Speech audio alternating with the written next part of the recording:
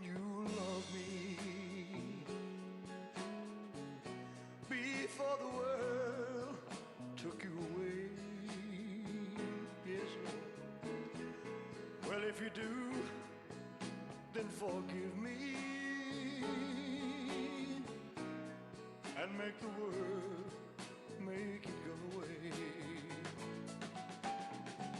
Yeah, make the world go away. Yeah, get it off, get it off, get it off my shoulder. Say the things we used to say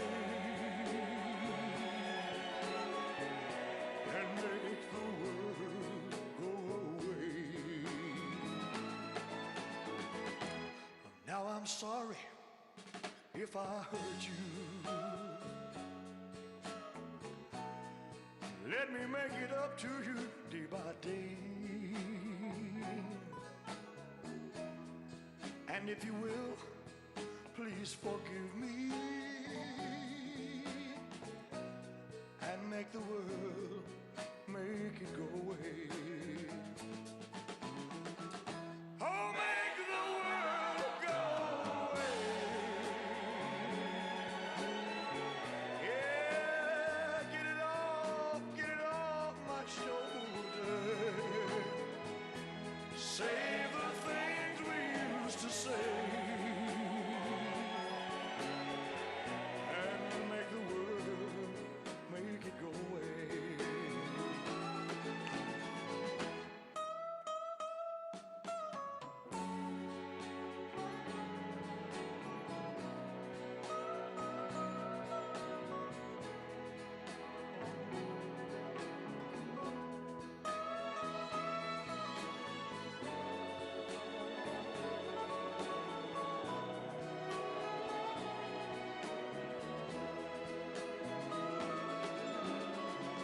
Yeah, make the world go away. Get it off my shoulder. Say the things you used to say and make the world go away.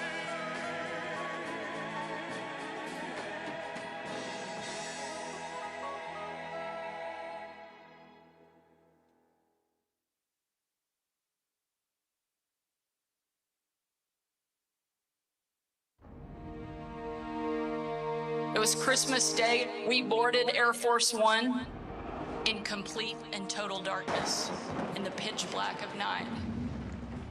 We landed in war-torn western Iraq. No lights on the runway.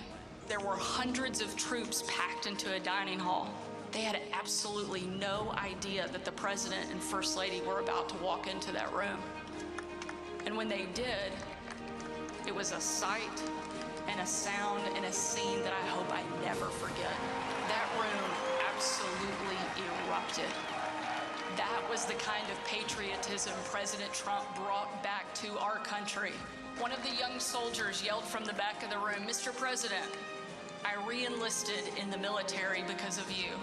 And without missing a beat, the president said, "And son, I am here because of you." I'm Donald J. Trump, and I approve this message.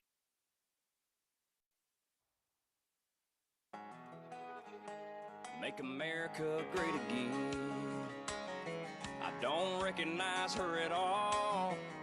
Streets are full of drugs and illegals. It's time to finish that wall and make America great again. You might be woke, but you ain't awake. I'm madder than hell, I want her back. They took more than I can take. Make America great again. Love this country, love this land, but we spiral. Gotta give her back to God and the Bible. Need a red, white, and blue revival. Make America great again. Dirty politics will put you on trial.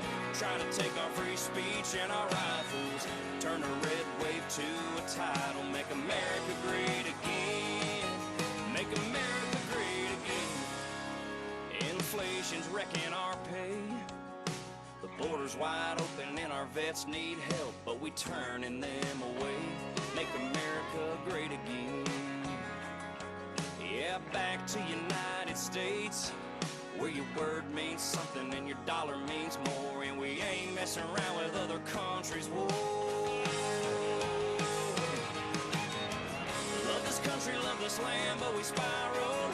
Gotta give her back to God in the Bible.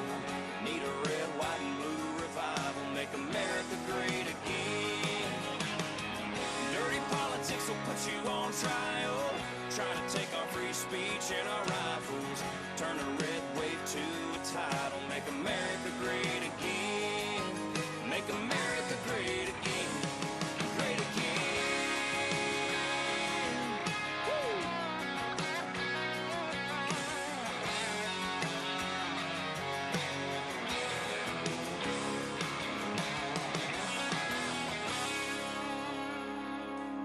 Yeah, we're living on a prayer.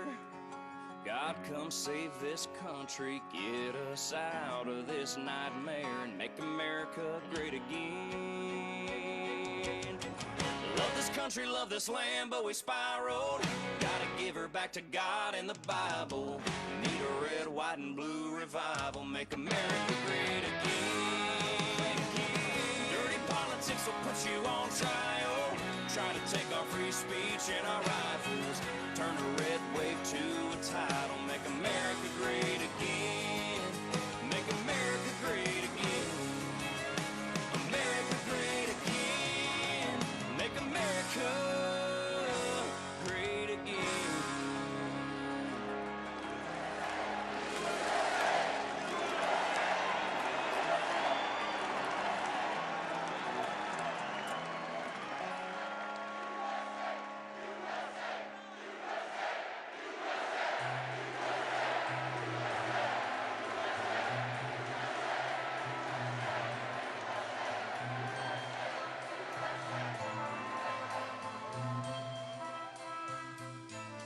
There must be lights burning brighter somewhere.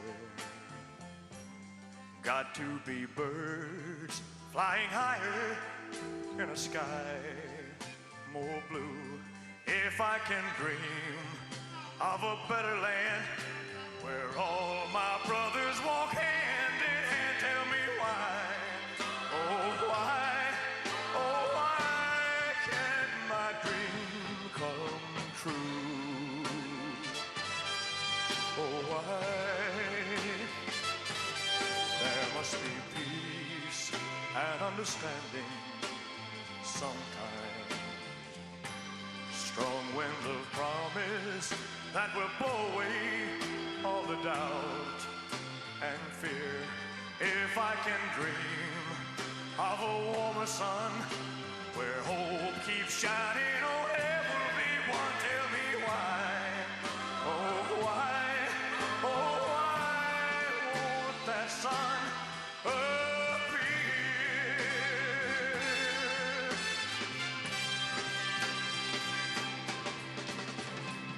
We're lost in a cloud with too much rain. We're trapped in a world that's troubled with pain. But as long as a man has the strength to dream, he can redeem his soul and fly.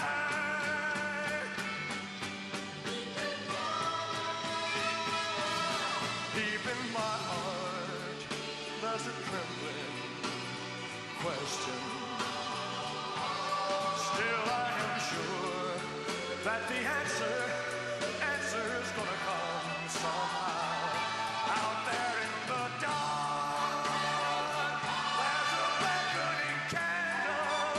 Oh yeah, and while I can think, while I can walk, while I can stand, while I can talk, while I can dream, please let my dream come true. Oh.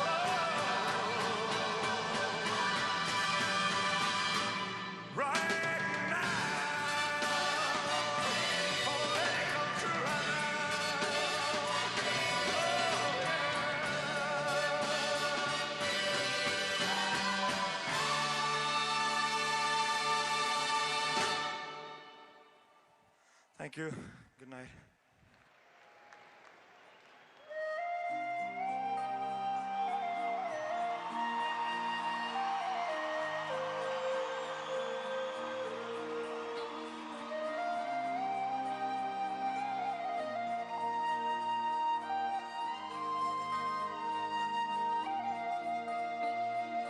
Every night in my dreams, I see you, I feel you.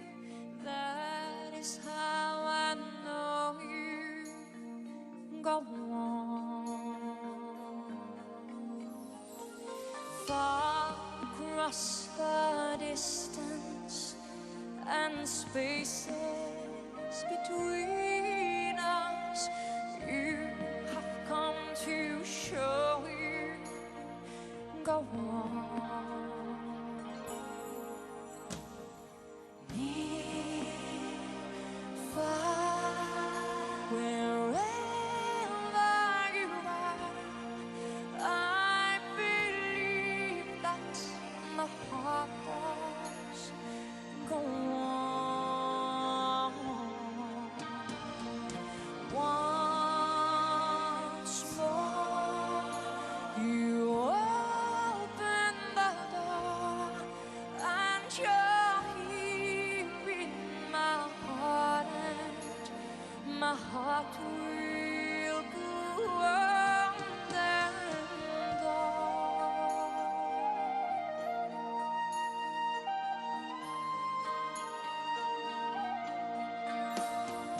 Love can touch us one time and last for a lifetime and never let go till we're gone.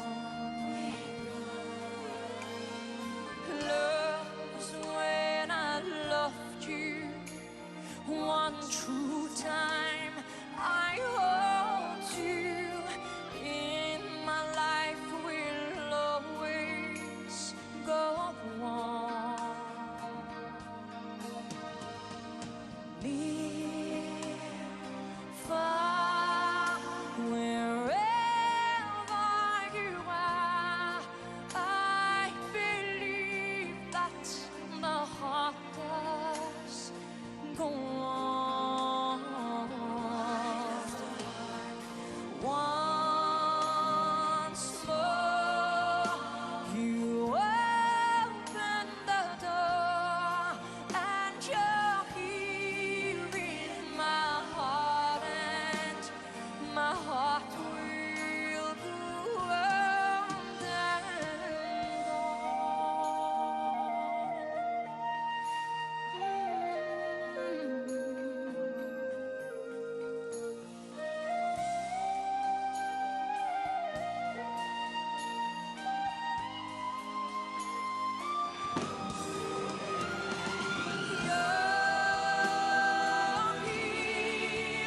there's nothing I feel, and I know that my heart will go on. We'll stay forever this way. You are safe in my heart, and my heart will go on and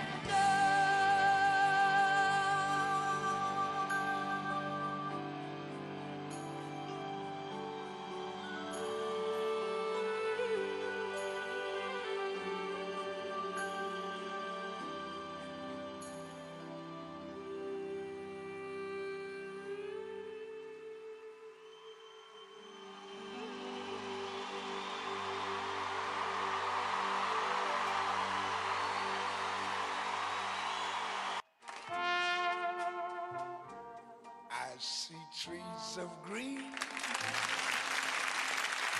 Red roses too. I see them blue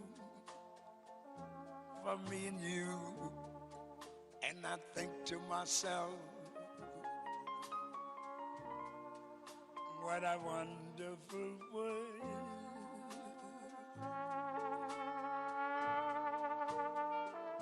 I see skies of blue, clouds of white, bright blessed days, dark sacred nights, and I think to myself, what a wonderful world.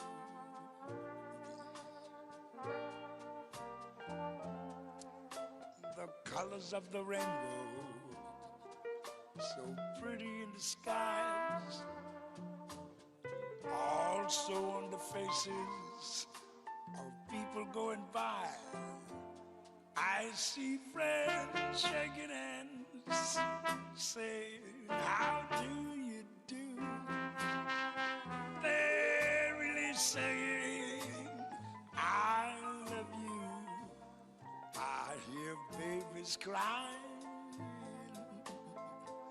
I watch them grow. They'll learn much more than I'll ever know. And I think to myself, what a wonderful world. Yes, I think to myself, what a wonderful world.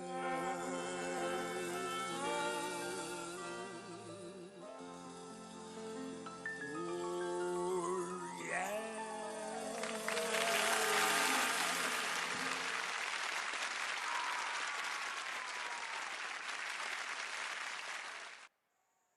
I've been selling my soul, working all day, overtime hours for bullshit pay, so I can sit out here and waste my life away, drag back home and drown my troubles away. It's a damn shame what the world's gotten to for people like me, people like you. Wish I could just wake up and it not be true, but it is. Oh, it is living in the new world with an whole soul. These rich men north of Richmond, Lord knows they all just wanna have total control.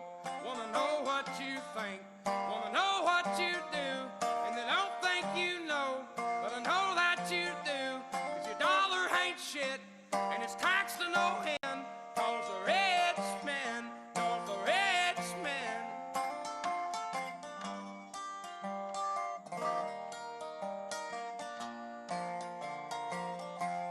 I wish politicians would look out for miners, and not just miners on an island somewhere.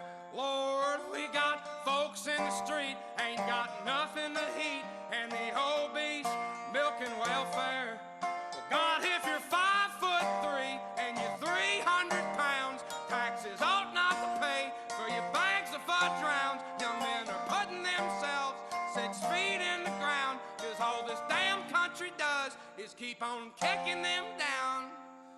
Lord, it's a damn shame what the world's gotten to for people like me, people like you. Wish I could just wake up and it not be true, but it is. Oh, it is living in the new world with an whole soul.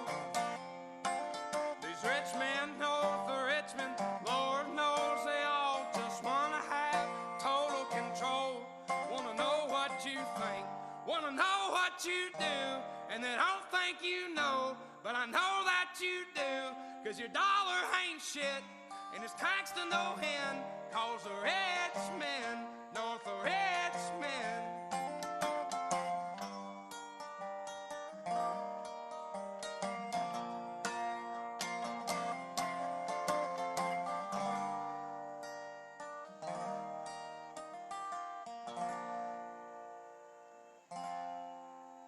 I've been selling my soul, working all day, overtime hours for bullshit pay.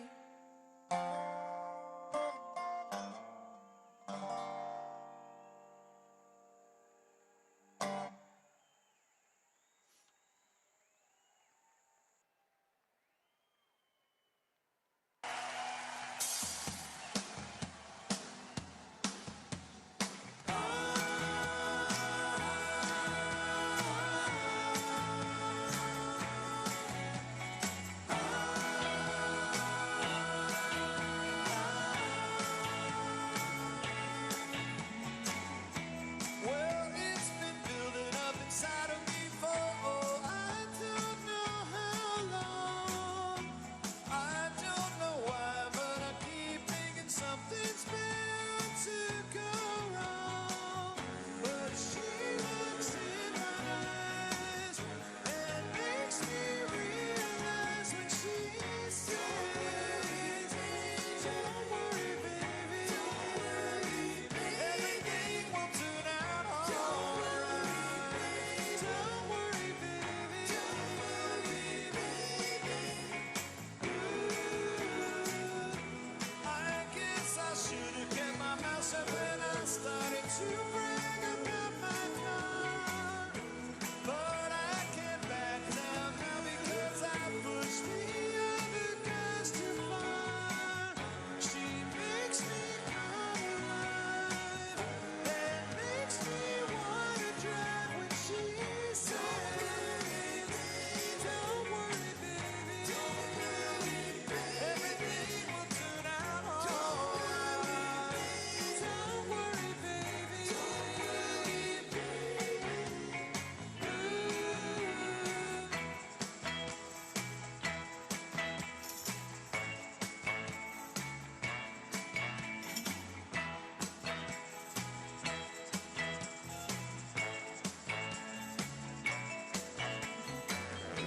She told me, baby, when you reach the end, just take all of my loving you.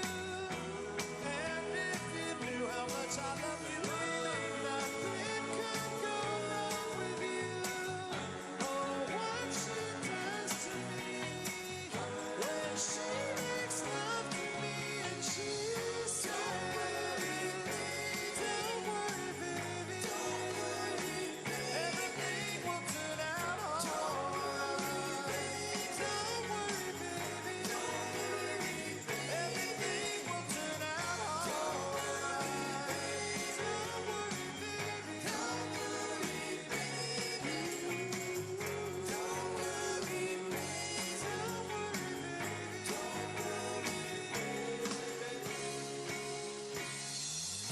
It's Jeff Bosco and then Nice League. And that video is for Operation Smile.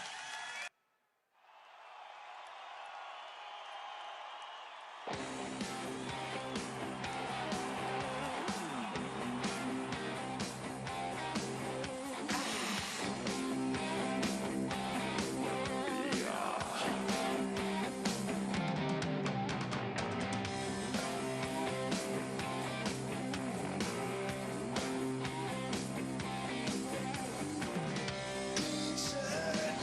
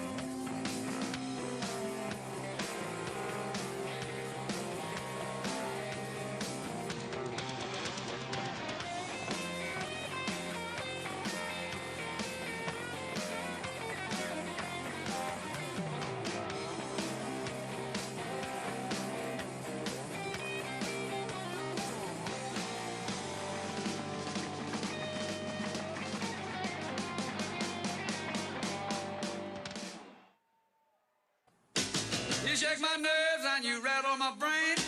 Too much love drives a man insane. You broke my will, but what a thrill. Goodness, this wreck is just quitting balls of fire. I let the love how I thought it was funny. You came along and you moved me, honey. I changed my mind, looking fine. Goodness gracious, just quitting balls of fire.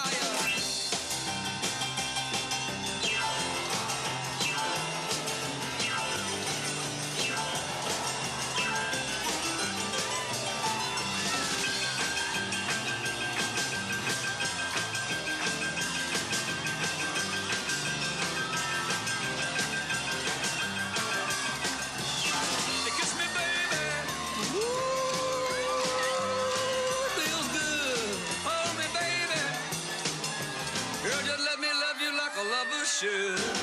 You're fine, so kind. I'm under this world that you're mine. I took my nails and I scribble me fine. I'm real nervous, but it sure is fun. Come on, baby, it drives me crazy. The goodness gracious, just quit balls of fire.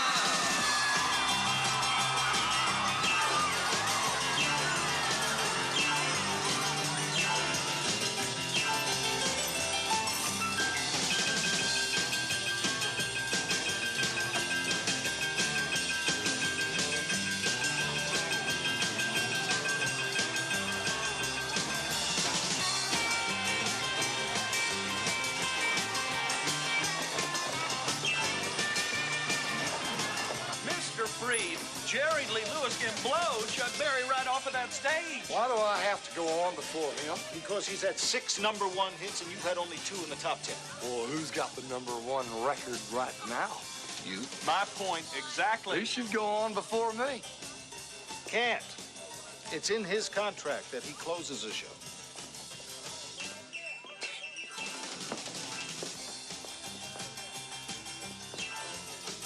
Okay, Cat. That's the way you want it.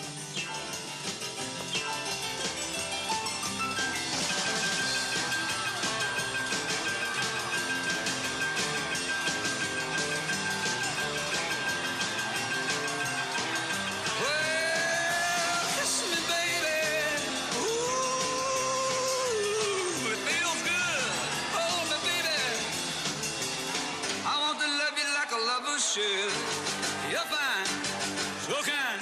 I got to tell this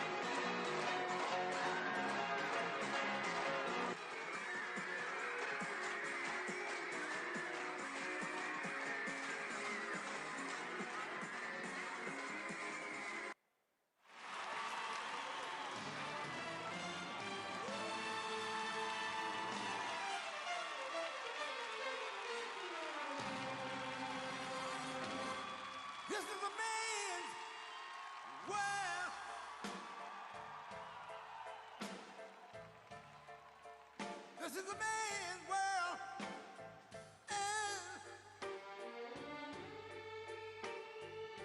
But it wouldn't be nothing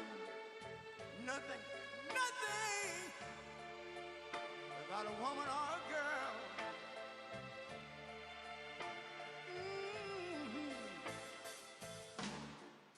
You see, man made the car to take us over the road. Man made the train,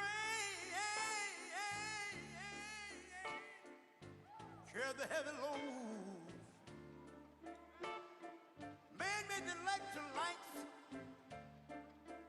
to take us out of the dark. And man made the boat of the water, like my Bible said Noah made the ark. This is a man's world. Ow! But it wouldn't be nothing about a woman or a girl.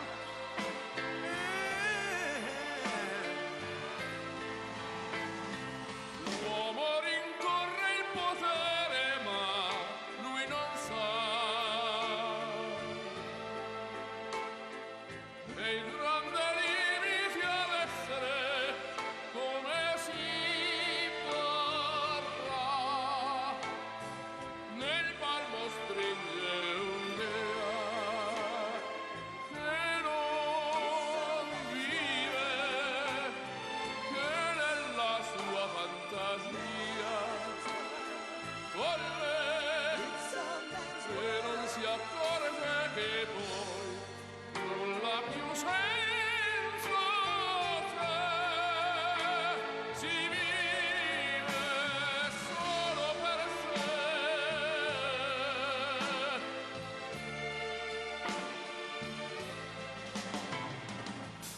Man thinks about a little bit of baby girls and a baby boy. Man make them happy because man make them toys. But after man made everything he can, man made lira, pesos, dollars, rubles, to buy from every good woman and every man. Ow! This is a man's world. Senza te, But it wouldn't be nothing. solo per sé, solo per sé. He's lost in the wilderness. It's a man's world. He's lost. E non si accorge che poi nulla più senza te, si vive solo per sé, solo per sé, solo per sé. This is a man's world.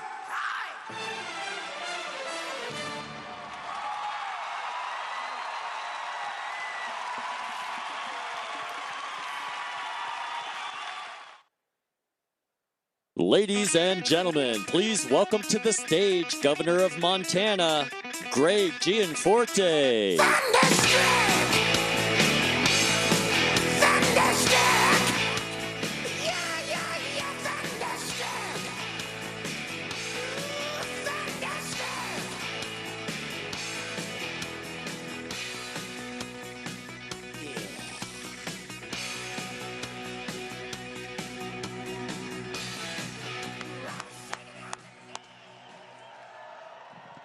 Hello, Montana! It is so great to see you. Serving as your governor these past 3 years has honestly been the greatest honor of my life.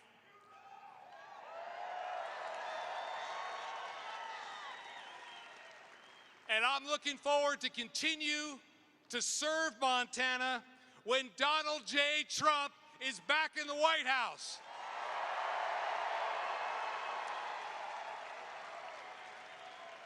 This presidential election can be summed up as the weak and failed against the strong and successful. That's the difference between Harris and Trump. Montanans have been feeling the effect of Kamala's agenda for 3 long years.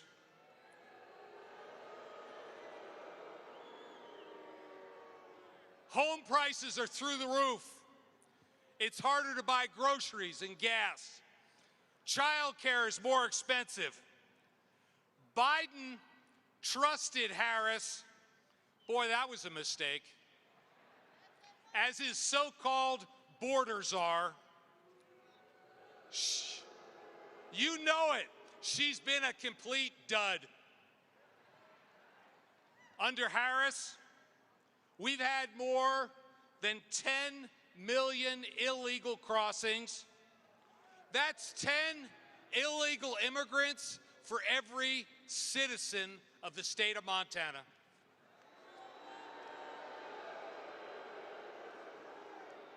It's got to stop. The Harris border policy is as effective as a screen door on a submarine. Donald Trump will finish the wall and secure our border once and for all.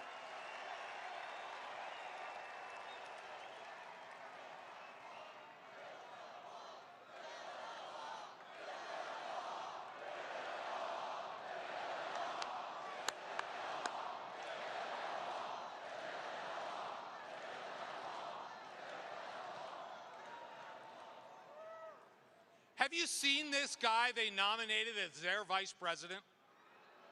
Tim Walz?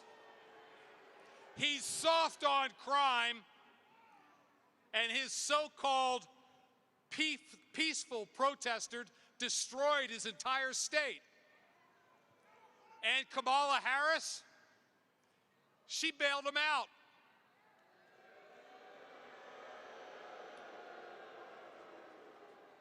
We need to defeat Harris and Walz and send Donald Trump and J.D. Vance to the White House.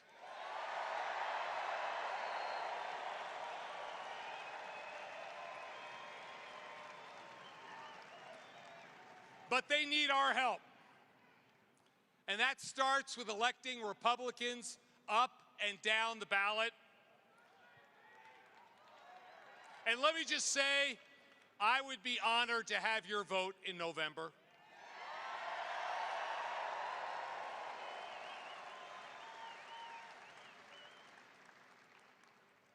Together, we've worked to fight the Harris agenda, her war on coal, and her war on Montana values.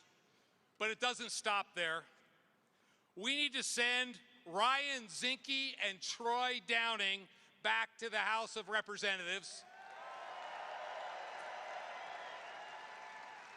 We need to fire career politician John Tester and send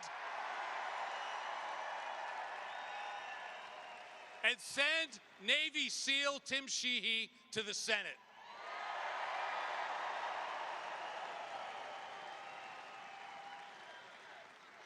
And we need to fire Kamala Harris, make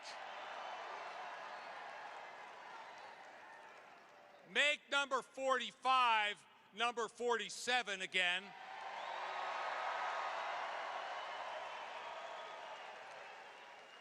All, you know it, so we can make America great again.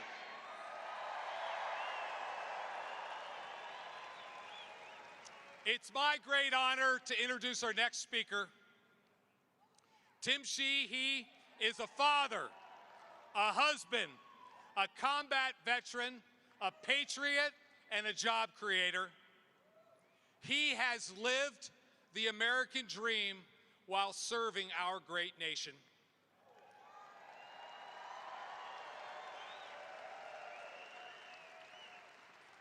And he's running to deliver leadership in the Senate that will make Montana proud.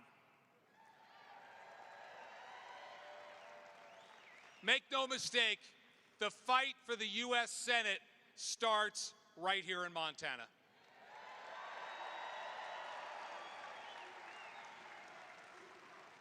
Jon Tester votes with Harris 95% of the time.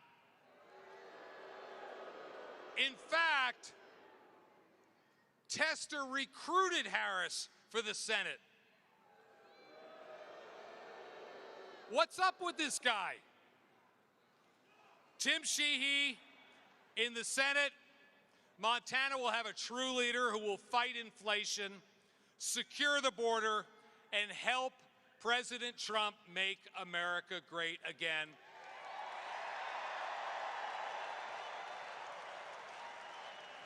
Please join me in welcoming my friend and your next U.S. Senator, Tim Sheehy.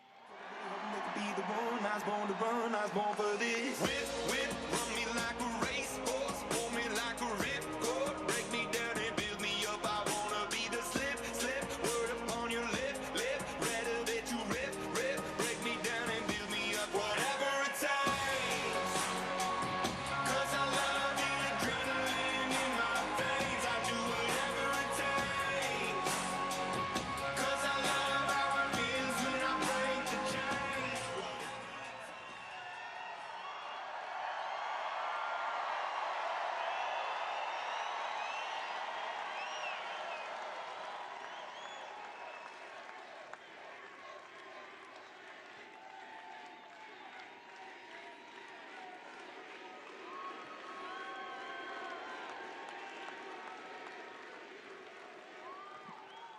Well, you know my name. Did you know those are also my pronouns?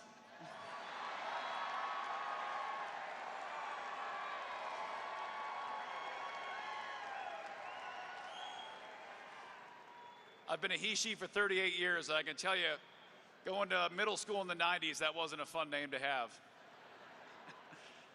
And that is a joke, but it's also an illustration of the lunacy we're seeing in America right now, where we are telling our boys that they're girls and our girls that they're boys.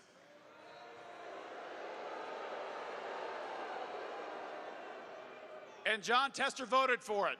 He voted to put boys in girls' sports.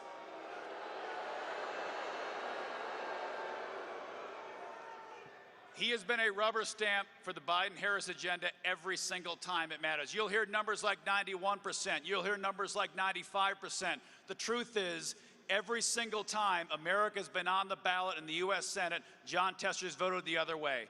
Every single time. And in the last 3.5 years, Kamala Harris has broken more ties than any other vice president in the history of this country. And that's because of one person, Jon Tester. And in a state that President Trump carried twice by 20 points, Jon Tester couldn't find the courage to say, I'm going to vote against these terrible policies that are bad for Montanans. I'm going to vote against these policies that are bad for America. And I'm going to vote against these policies that are bad for hardworking, everyday Americans. And what they've done is they've put you in the back seat, and they've continually enriched all the D.C. special interests that pay for Jon Tester's campaign. He is the #1 recipient of lobbyist dollars of every single political candidate in this nation, including presidents.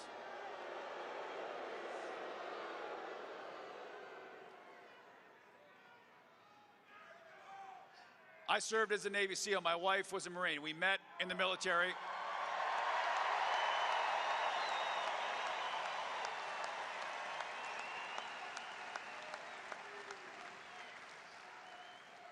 And during the wars, we were deploying on and off. We saw each other like 45 days spread across 5 or 6 years. And that's the secret to a happy marriage, right? Just kidding. My wife's my best friend. I'm so lucky she still puts up with my crap. We love this country. We joined 18 after 9/11. When you joined after 9/11, I'm sure, who we got post 9/11 vets in here? Where are our veterans?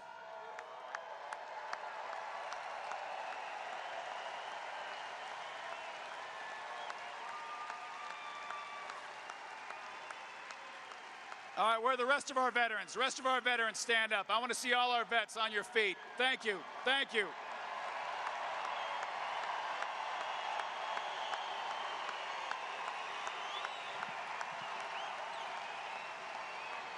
And all of you did something that John Tester never did. You put your country first.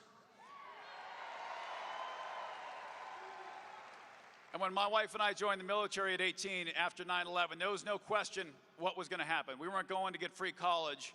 We knew we were going to war. And we were going to war to protect this great country. I've been to about 93 countries around the world. There's some beautiful places.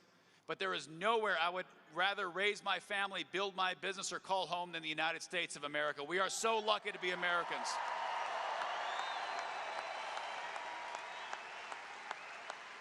And if you wonder why we have a border crisis, it's because everybody wants to come here and be Americans.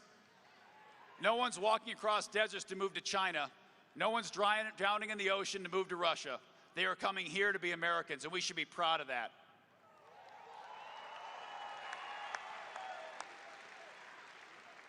But I'll tell you another thing, America is at a crossroads. And when I discovered that, I've never run for anything in my life. I haven't run for student council. I haven't run for Congress or anything else. But when I watched the sacrifice of my friends, whose names I still wear on my wrist, we fought hard in Afghanistan. We answered our nation's call. And I still fly water bombers to this day. I protect our public lands. Just last week, I was out water bomber protecting your land.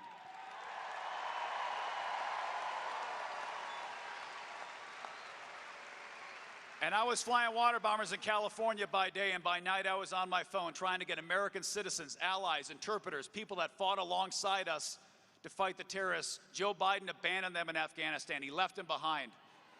And he left billions of dollars of equipment. And in the wake of that, I got involved in politics. I said, enough is enough. I'm sick of this bullshit. We got to save this country.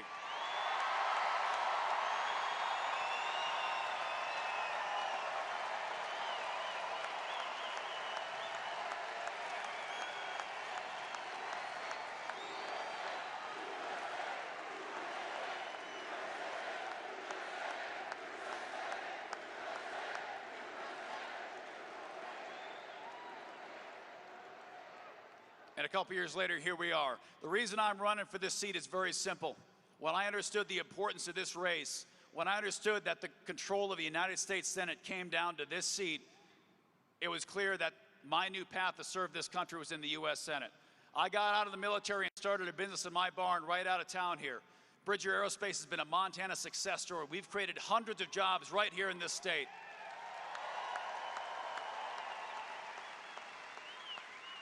And when we created those jobs, we had a lot of veterans on staff. We were fighting wildfires, innovating new technologies and ways to protect our communities.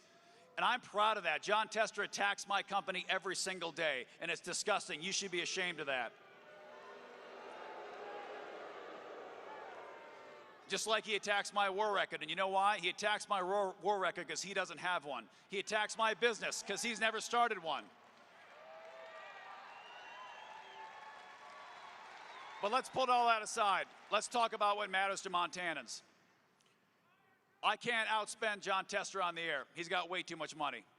So I do grassroots campaign, all 56 counties, every VFW hall, every rodeo. We're going to every small town, shaking people's hand, looking them in the eye, and telling them why we're going to win this race and how we're going to save this country.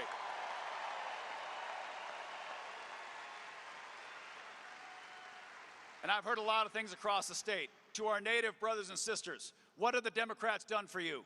What have the Democrats done for the reservations and the tribes? Why do you continue to vote for them and send them back to office?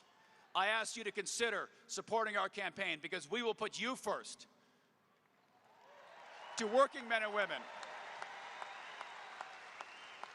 The open border crisis is destroying our reservations, our urban communities, and our rural communities. Fentanyl's pouring into our state and is tearing apart our families and the fabric of our country. 100,000 Americans a year, thanks to Biden and Harris, and Tester voted for it every time.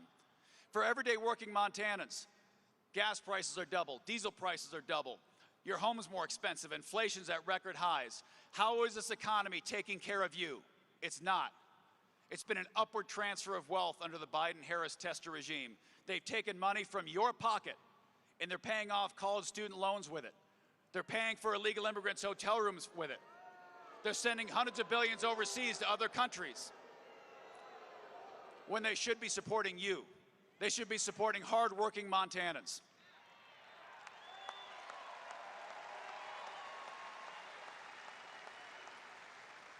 And I'm thrilled to have President Trump here supporting us. He's the first president in a generation not to enter us into a foreign war. He's built the strongest economy in a generation, securest border in a generation, and he showed strength on the world stage. And we're going to send him back to the White House in November.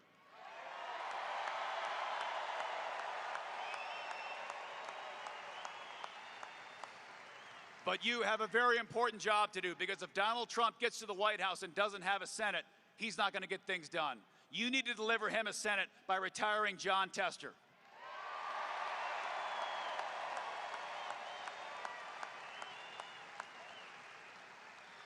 And across all 56 counties in our state, I've heard one thing from Montanans. They want common sense back. They want common sense government. And what does common sense mean to Montanans? They want a secure border, safe streets, cheap gas. Cops are good, criminals are bad, boys are boys, girls are girls.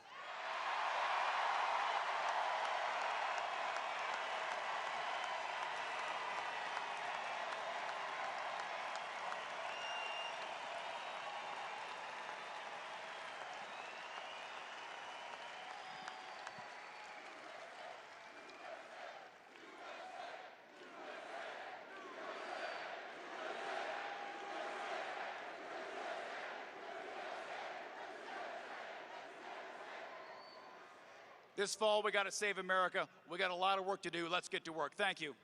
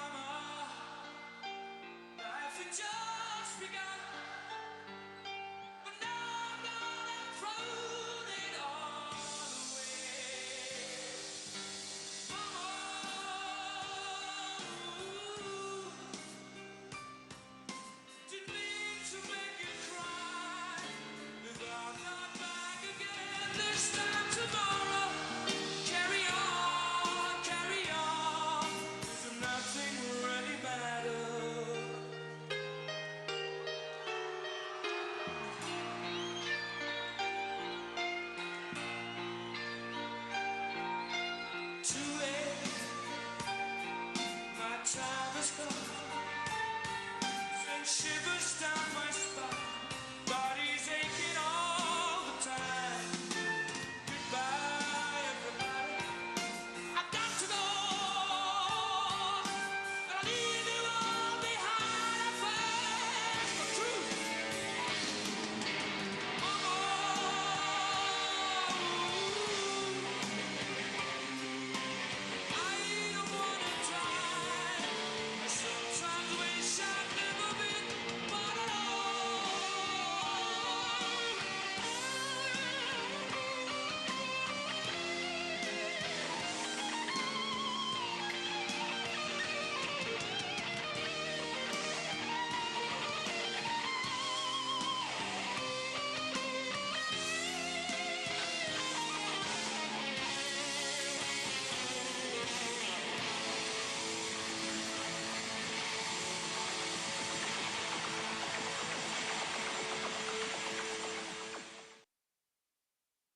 I can see what's happening. What?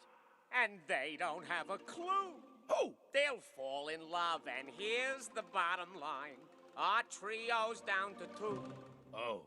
The sweet caress of twilight. There's magic everywhere. And with all this romantic atmosphere, disasters in the air.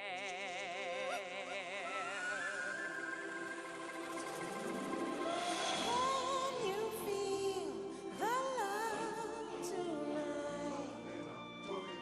The peace the evening brings.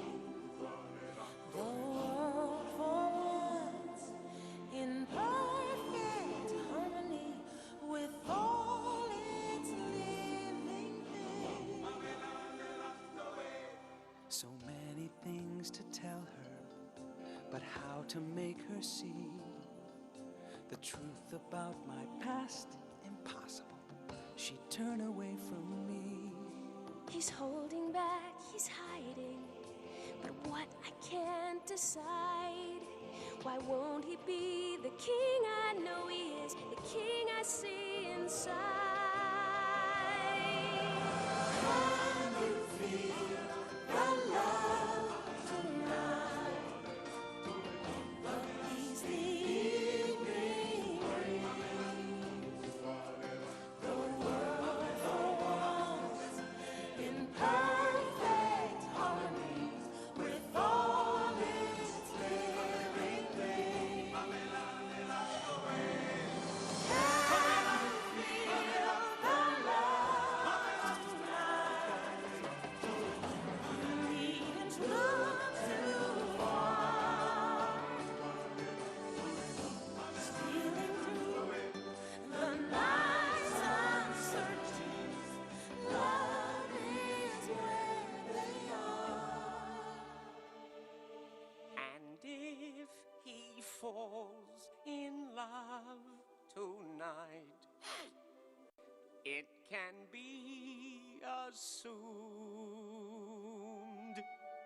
his carefree days with us are history. In short, our pal is doomed.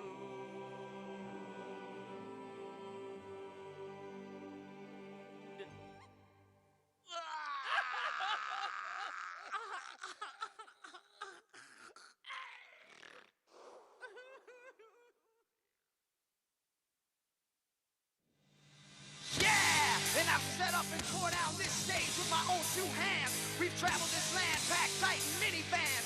And all this for the fans, girls, money, and fame. I played their game and had to scream my name. I will show no shame. I live and die for this. And if I come off soft, then chew on this. Are you scared? Devil without a cause, and I'm back with the beaver hats and Ben Davis slacks. 30-pack of strolls, 30-pack of hoes.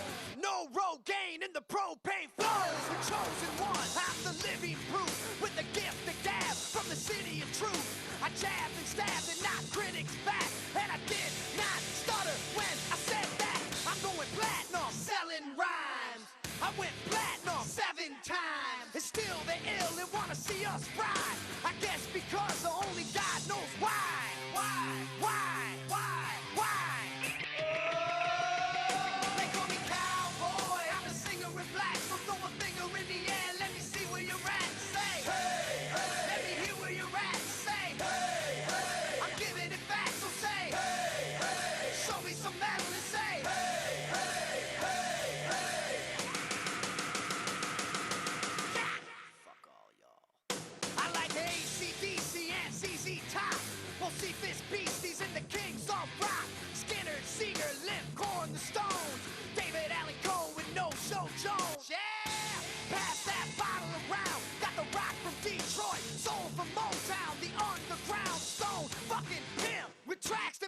slap back the whack, never gain away. I don't play with ass, but watch me rock with Liberace flash. Punk rock the class, boy bands are trash. I like Johnny Cash and Grandmaster Flash. Flash, flash, flash, flash.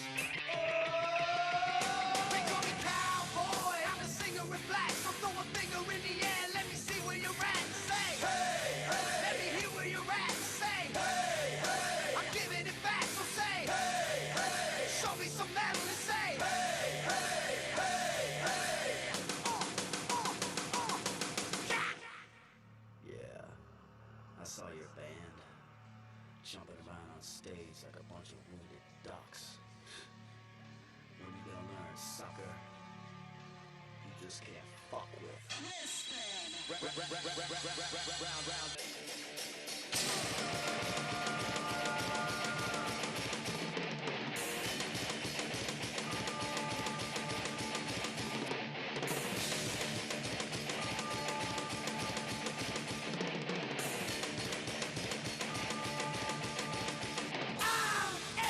American badass, watch me kick. You can roll with rock or you can suck my dick. I'm a porno flick, I'm like Amazing Grace. I'm gonna fuck some hoes after I rock this place. Super fly, living double wide, sidecar my glide so Josie can ride. Full sack to share, bringing flash and flare. Got the long hair, swinging middle finger in the air. Snakeskin suit, 65 Chevelle. See me ride and sin, hear the rebel yell. I won't live to tell, so if you do, give the next generation a big fuck you. Who knew I'd blow a black punk walk over? Said fuck high school, pissed on my diploma. Smell the aroma, check my hits. I know it stinks in here, cause I'm the shit. Shit, shit, shit, shit. They call me cowboy, I'm a singer in black. So throw a finger in the air, let me see where you're at. Say, hey, hey. Let me hear where you're at. Say, hey, hey. I'm giving it back, so say, hey, hey. Show me some metal and say, hey, hey, hey, hey. I'm a cowboy, badass and black, singing, hey, hey, hey, hey. From side to side, from front to back, say, hey, hey, hey, hey. I put Detroit City back on the map for singing, hey, hey, hey, hey. Kid Rock's in the house and that's where I'm at.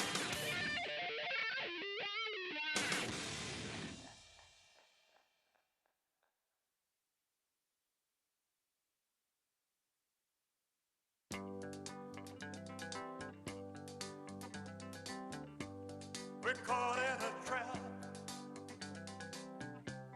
I can't walk out because I love you too much, baby.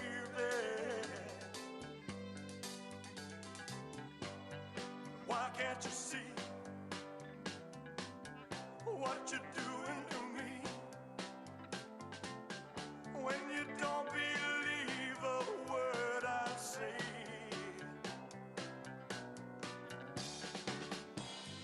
We can't go on together with suspicious minds, and we can build our dreams on suspicious minds.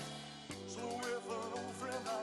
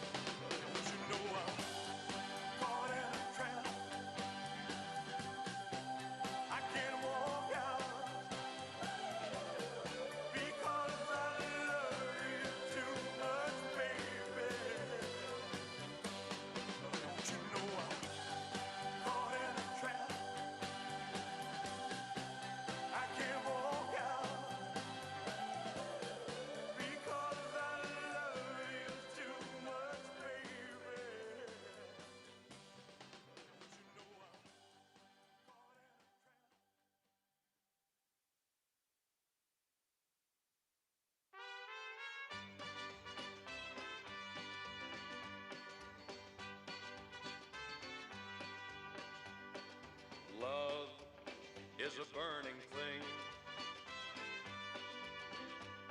and it makes a fiery ring.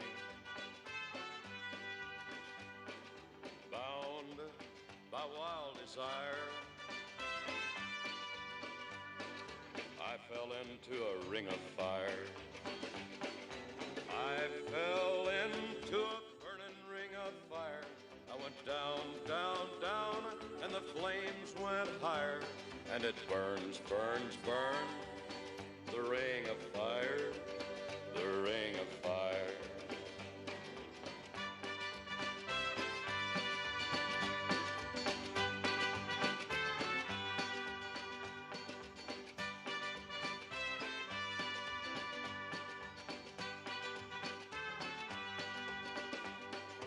I fell into a burning ring of fire.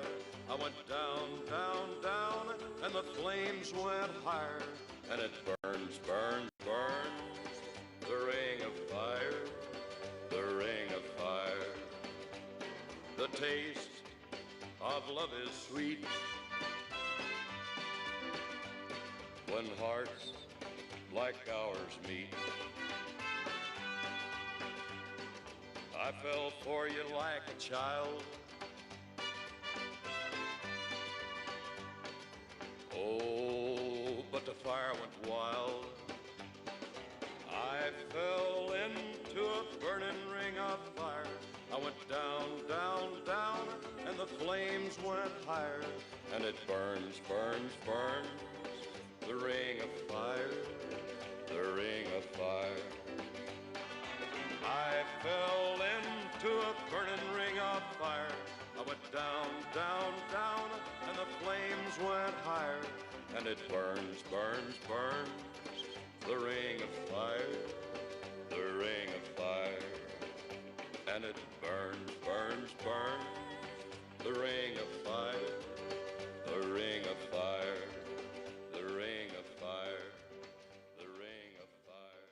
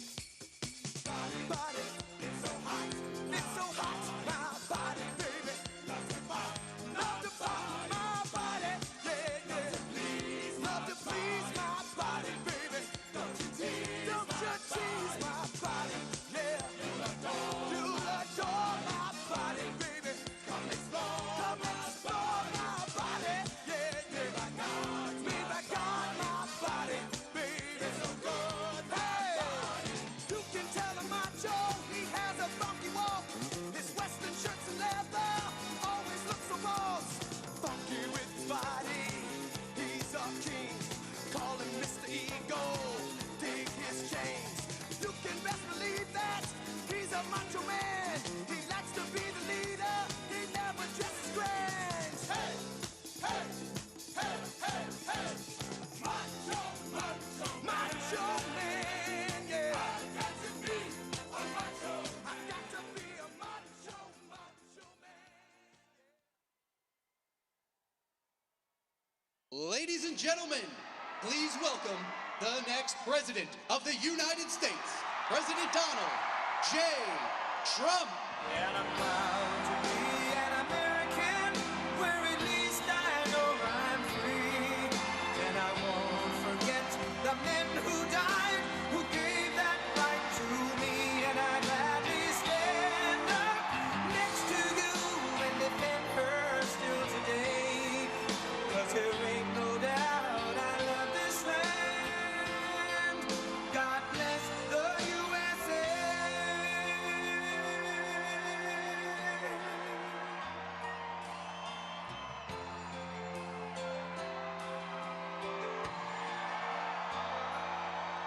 From the lakes of Minnesota to the hills of Tennessee, across the plains of Texas, from sea to shining sea, from Detroit down to Houston, and New York to LA, where there's pride in every American heart, and it's time we stand and say that I'm proud to be an American, where at least I know I'm free. And I won't forget the men who died, who gave that right to me. And I gladly stand up next to you and defend her still today. 'Cause there ain't no doubt I love this land. God bless the USA.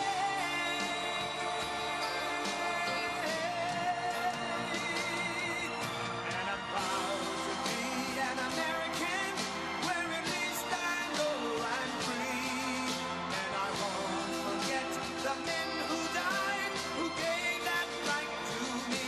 And I gladly stand up next to you and defend her still today. 'Cause there ain't no doubt I love this land. God bless the USA.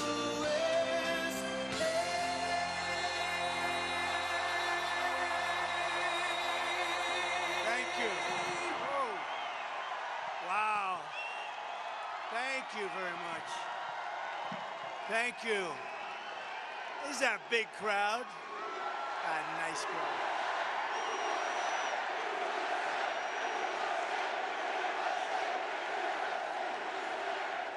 Thank you very much, and a very, very special hello, Montana. I've been traveling all over your state. Now, I'll tell you, I know Montana better than you know Montana. I was all over your state today. Everything's 2 hours. When are we going to be there? 2 hours, sir, 2 hours. I got to like Tim Sheehy a lot to be here. I have to tell you. He better win. He better win. No. This is some beautiful country, though. I did do a lot of driving. I'd go to one. We went to some friend's house, a really good friend's house with your governor. You have a great governor in this state. You know that, Greg. You have a great. But we went around the state, and it was so beautiful. And I'd say, when will I be there? Approximately 2.5 hours. So, oh, great. Thank you. It's a big state. It's a beautiful state, and we love it. And we've won it every time by a lot. So I'm thrilled to be back in this incredible place, this beautiful state with thousands of proud, hardworking American patriots, which is what you are. You built the country. Less than 3 months from now, we are going to defeat radical left Democrat Jon Tester. He's terrible. He is terrible. He is terrible. And send Tim Sheehy to the United States Senate. We're going to evict crazy Kamala. Do you know, ever hear of Kamala? Radical left. Radical left. Well, she has a couple of things that a lot of people from Montana would like she wants to take away your guns. You like that, right? All right, how about this? She wants to defund the police. Are you okay with that? She wants to allow millions of people to pour into our border through an invasion, using an invasion process. I don't think so. I don't think that's for you. It's not for me either. It's not for most people in this country. We're going to evict crazy Kamala, and we're going to get Joe Biden out of the White House. What's he doing now? Greg, what's he doing?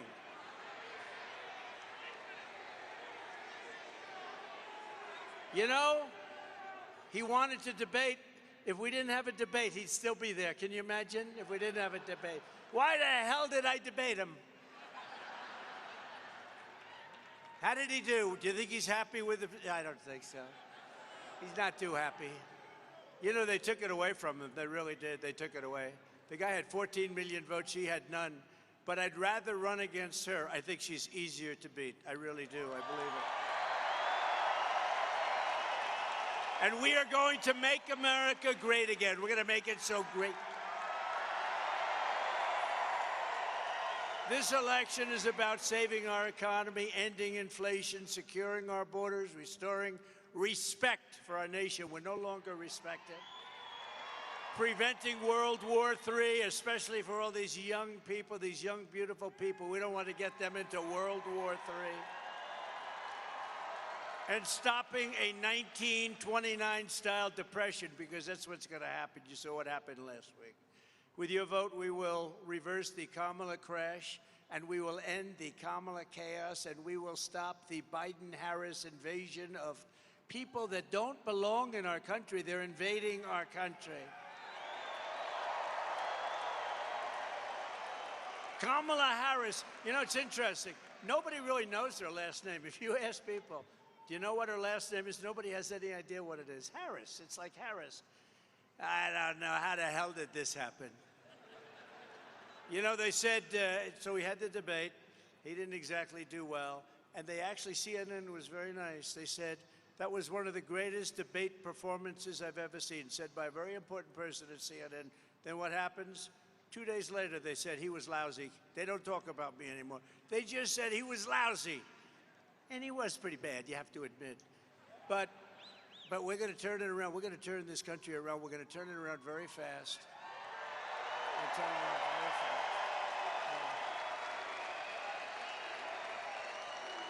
And Kamala is not up to the job. He's not up to it. Neither is Tester up to it. You know, Tester, everyone thinks like he's my best friend. He's never voted for me once, and yet his commercials is, I like Donald Trump very much. I love his pride. I love his border stance. He votes against the border. He voted against funding of the border. He said, I love his stance on energy. He voted against our energy programs. He votes against us 100%. He's voted in favor of crooked Joe Biden 100% of the time. He did it last time with the election. We had the same problem. Do you remember? He comes out, everyone's saying, he really likes your policy a lot. He doesn't like, he's a radical left lunatic, just like Kamala, and we got to elect him. We got to get him in. Got to get Tim in. Since becoming a presidential candidate, she has refused to do a single interview. You know why? Because she's dumb. Or hold a single press conference. She won't hold a press conference. She won't do it. She won't do it. She doesn't want, and they're easy questions, you know, because the press, look at them back there. Look at all of them. A lot of press. They're rigged. They're rigged. They're fake news. You know, I looked and I get these tough questions from the press all the time, and I look at the questions that Joe got, right? Where do you think you're having dinner tonight? What will you eat? Will you have ice cream for dessert? No, I don't know. It's unfair, the questions are so hard, he says. No, the way they treated him and with me, I won't use the questions because I don't want to give many ideas. They give me the worst questions. They are so nasty. They are the nastiest people, I think, on earth. And Kamala gives the exact same speech over and over again. Over and over. The same exact words. One of the people put it up, like they put 6 of them up, and it was like every single word is the same. I don't do that. I got to give you a little bit of variety, right? I change all these damn speeches. Where are my speechwriters? I'm going to do that. Just have one speech and just for the next 90 days go out and just read that thing. But we don't like to read teleprompters, right? It's not as much fun. It's not as exciting. And somehow it's never as good, is it, huh? No, I think we're going to write up one standard speech. You read it from beginning to end. You know what would happen? You'd start walking out. They'd say, oh, look, Trump's not holding. How about yesterday? They said, oh, she had a big crowd. Oh, the crowd. The press is talking about the crowd. In New Jersey, I had 107,000 people. The press never even talked about it. They don't talk about it. Right? They don't talk about it. Because they're fake. I went to South Carolina. We had 82,000 people. Front row Joe, look. We have many front row Joes. We have Mr. Wall over here. Look, I love that suit.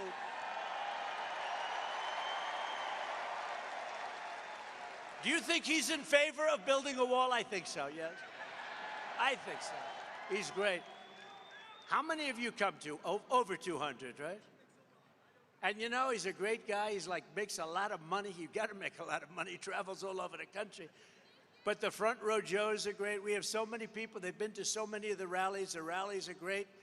We had a tough one 4 weeks ago, a very tough one, right? We had a very tough one. Lost a great person, Corey, great firefighter, great person, really amazing man.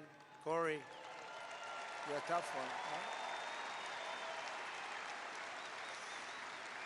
right? And 2 gentlemen, real Trumpers, real Trump people. The people, they love our country. What's a Trumper? They love our country, too. Really, really badly hurt. They didn't think they were going to make it, and they did make it, and they're going to be as good as ever, and they're great. The doctors in that whole Butler area did a phenomenal job, I will tell you. They thought these 2 would not make it, and they not only made it, they're going to be, they'll be as good as new, but it'll take a little work, but they got hit hard. All Kamala does is read that teleprompter while pretending she had nothing to do with any of the disasters that they... You know, she's totally given up. Of all of the things, she said, I want this, I want that, I want that. Now she doesn't want any of it. And then they accused me of being horrible when I questioned her. She wanted to be non-energy independent. She wants windmills all over the place, windmills. Put a windmill on top of the building. We have so much oil under our feet. We have more liquid gold under our feet than any country in the world, including Saudi Arabia and Russia. And we don't use it. 4 weeks ago, think of it. 4 weeks ago, the media said she was grossly incompetent. And I said, oh, this is going to be an easy race. She didn't have a chance of beating me. She couldn't do anything. They wanted to get her out. They thought she should resign with Crooked Joe Biden. What do you like better? It doesn't matter anymore, but what do you like better, Crooked Joe or Sleepy Joe? Sleepy Joe, Crooked Joe. Okay, ready? They're both correct. I think Crooked Joe is more correct than Sleepy. You're like, all right, ready? Crooked first, right? What do you like better, Crooked Joe or Sleepy Joe? Not bad. Crooked seems to always win. I mean, he's a crooked guy. All he had to do is think of it. If he didn't do the debate, he'd still be running. They'd be saying how great he is. He's a brilliant man, a wonderful guy, really at the top of his game. He wasn't at the top of his game 25 years ago, I'll tell you right now. And she's worse than he is. She's worse. He's smarter than she is. But the Democrats didn't have the courage to force her off. They didn't have it. They didn't want to do it. It was politically incorrect. And now the media is saying that she's wonderful. She's wonderful. The same people back there. 4 of them I recognize so perfectly.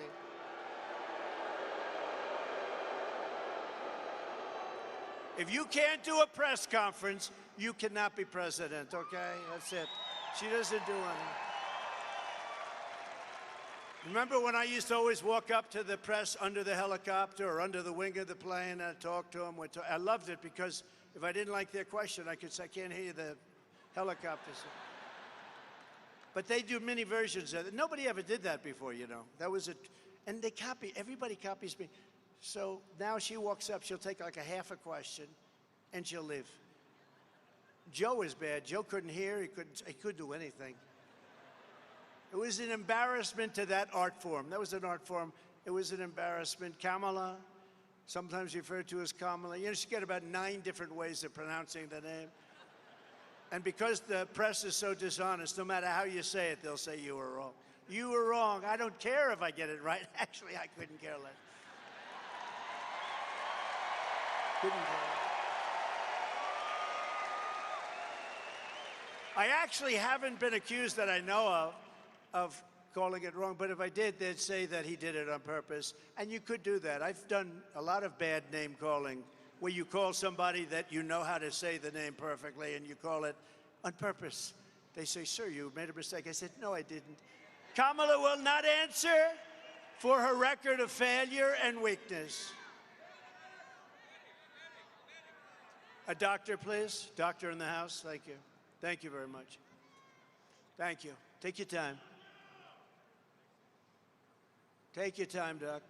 Thank you very much. Thank you.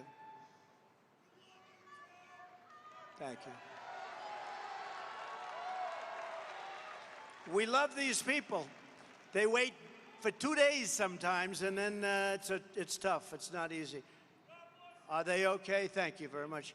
And doctor, take your time. Good. Thank you, darling. Thank you. Thank you.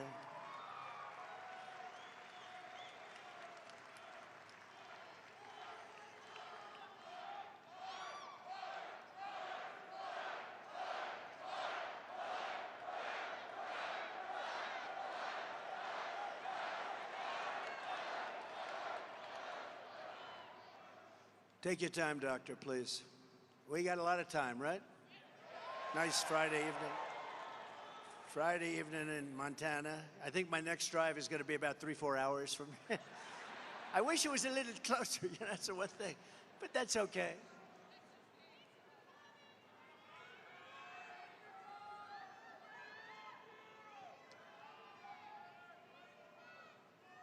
That's all right. Our governor says we have all the time we want. Greg says we have all. You got one of the best governors. I don't know if you know. Do they appreciate it or not? I don't know. And the governor's wife, I don't know. He's a great one. He's a great guy.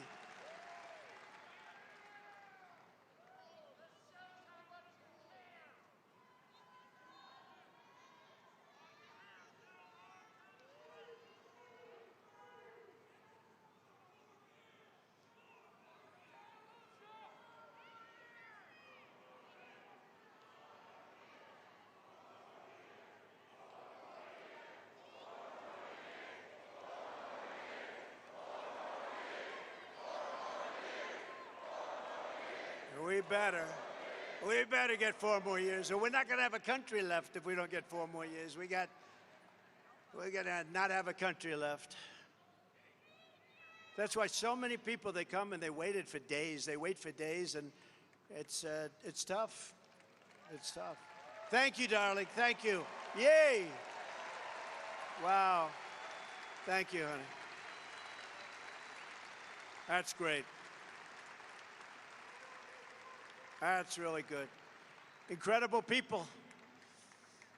So when you're commander-in-chief, you don't go to the run and hide away from the press. You know, they go and run, and they want to go on a record that's a fake record. They have a fake record, both of them. How about the new guy? How do you like him?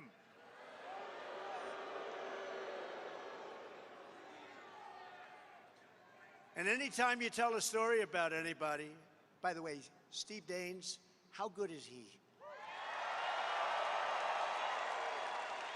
True. He's one of the finest. He's one of the finest people you'll ever meet. I really mean that too. And it's an honor to be with you. And you want to do this so badly because you want to save the country. We need the Senate. We need the Senate. So thank you, Steve, for being here. Thank you. And what a beautiful family. But you don't get to flee from tough questions, and you don't get to read a teleprompter like for short periods of time where you make a speech that's like 2 minutes and everything is right off the teleprompter. What a lot of work to do for that. And you don't sit across the table from Vladimir Putin and President Xi of China. They're lovely individuals. If you can't handle our press, because they're not as tough as you think, I've been handling them for 4 years, and then another 4 years. They don't stop. They keep coming at you. They're the worst. But we're going to do something. We're going to have the biggest victory. They're going to celebrate, because I think silently they do celebrate. I think silently they do. I think silently they're for us. They're afraid to say it, right? They're afraid to say it, but I think silently a lot of those people back there in the press, and that's a lot of people, but I think they're for us. For nearly 4 years, Joe Biden's mental incompetence has given Harris a free rein to impose her ultra-liberal agenda on America and others with her and destroy our country. You're destroying our country. Joe Biden was exposed during the debate. Likewise, Kamala will be exposed during the debate. She will be exposed during the debate, or debates. But so far, she's refusing to debate. We want to have a debate. Think of it. So she wants to have no debates, but one maybe at the most. And she wants it to be on ABC, because ABC with George Stephanopoulos. Have you ever heard of it? It's the nastiest of all. Who would think it, right? You think of NBC as terrible, and they are. MSNBC is disgusting. But the worst might be ABC, and that's the only one she'll do. And you know, when Biden came out with a brilliant idea to have a debate, how did that work out for him? Not so good. But he came out, they handed me Jake Tapper, sometimes referred to as Fake Tapper, but I have to tell you, he was totally fair, and Dana Bash, and they were totally fair. They really were. CNN.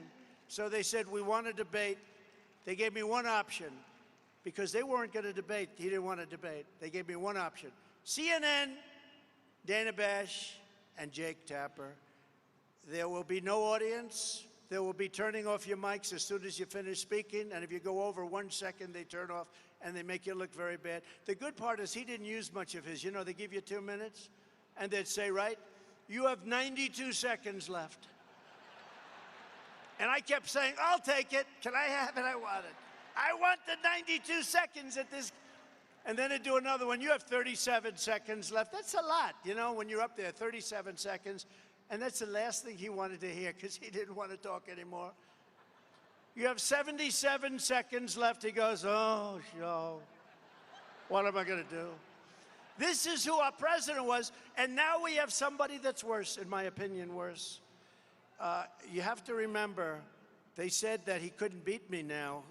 I mean, after the debate, he was down, way down in the polls. They didn't even want to show the polls. They said he's not going to win. So they said, we're going to take him out, and we're going to put somebody new in. This never happened to anybody before. We spent $100 million fighting crooked Joe Biden, and then all of a sudden they decide to take him out and put somebody else in. She never got one vote. She was the first loser in the primaries. You know, she ran against Joe Biden and everybody else. I think they had like 16 people running. She never made Iowa the first state. I love Iowa. You know why I love it? Because I win it every single time with the farmers. We win it. But she never made Iowa. She was the first one to quit. And now, and stupid, honestly, she was the nastiest to him too, and then he picked her. I couldn't believe it. And she was part of the cabal that got him out. You know, they got him out. They said, we'll do it the nice way, or we'll do it the hard way, Joe. We'll use the 25th Amendment, and we'll call you mentally incompetent, and everybody will believe us. And you know, what they did is a terrible thing, actually. They forced him out. It was a coup. We had a coup. That was the first coup in the history of our country. And it was very successful. He said, okay, I'll leave. If that's what you want, I'll leave. And now he's seeing what The competition is, I hear he's going to make a comeback at the Democrat convention. He's going to walk into the room and he's going to say, I want my presidency back. I want another chance to debate Trump. I want another chance. But I handed Kamala and Crooked Joe a surging economy with no inflation. We had no inflation. We had nothing. We had the greatest economy in the history of the world. True. Their radical socialist lunacy turned it into a failing economy with the worst inflation in probably 70 years. You know, they say 47. I don't believe 47. I think it's much more. I handed her the strongest border in U.S. history. She turned it into the worst border invasion in the history of the world. By the way, the chart, the border chart, I love that chart. I love that chart. I'm here because of that chart. I go, let me see that chart. If I don't turn, I won't be with you tonight. I won't be with you. I love that chart. You know the amazing thing?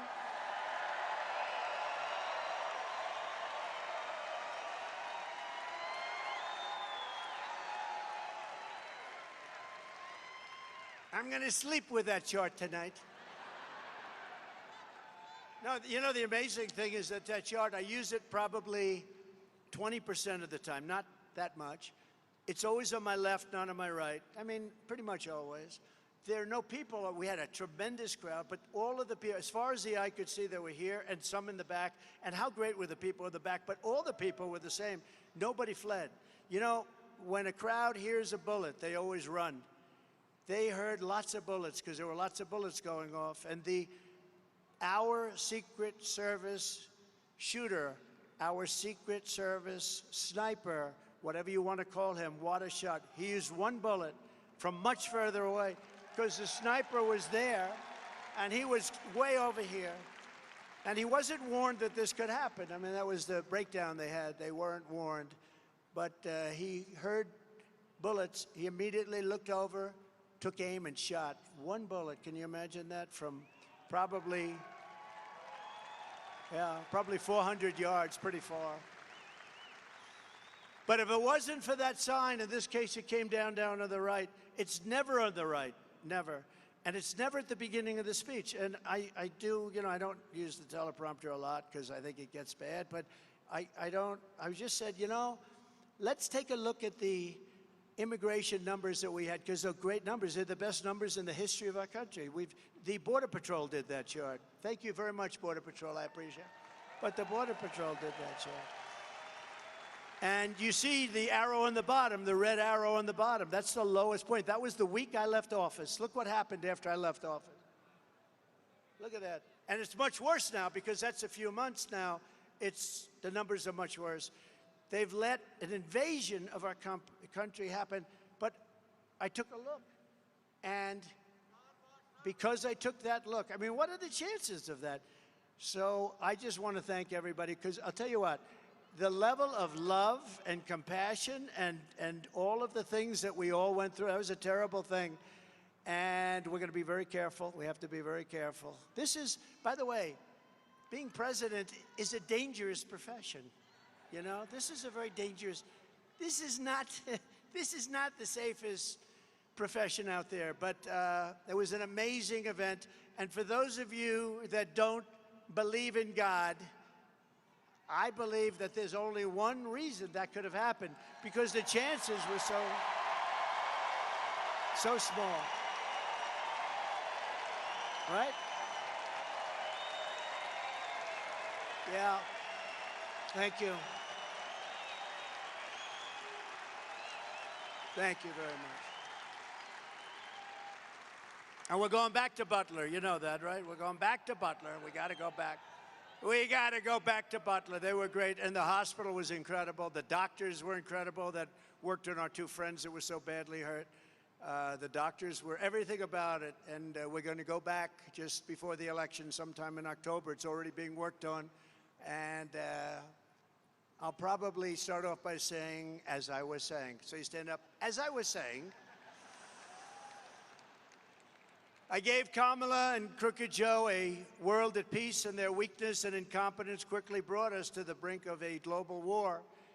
America cannot survive for 4 more years of this bumbling communist lunatic. Look, we cannot let her win this election. It's not a question of me.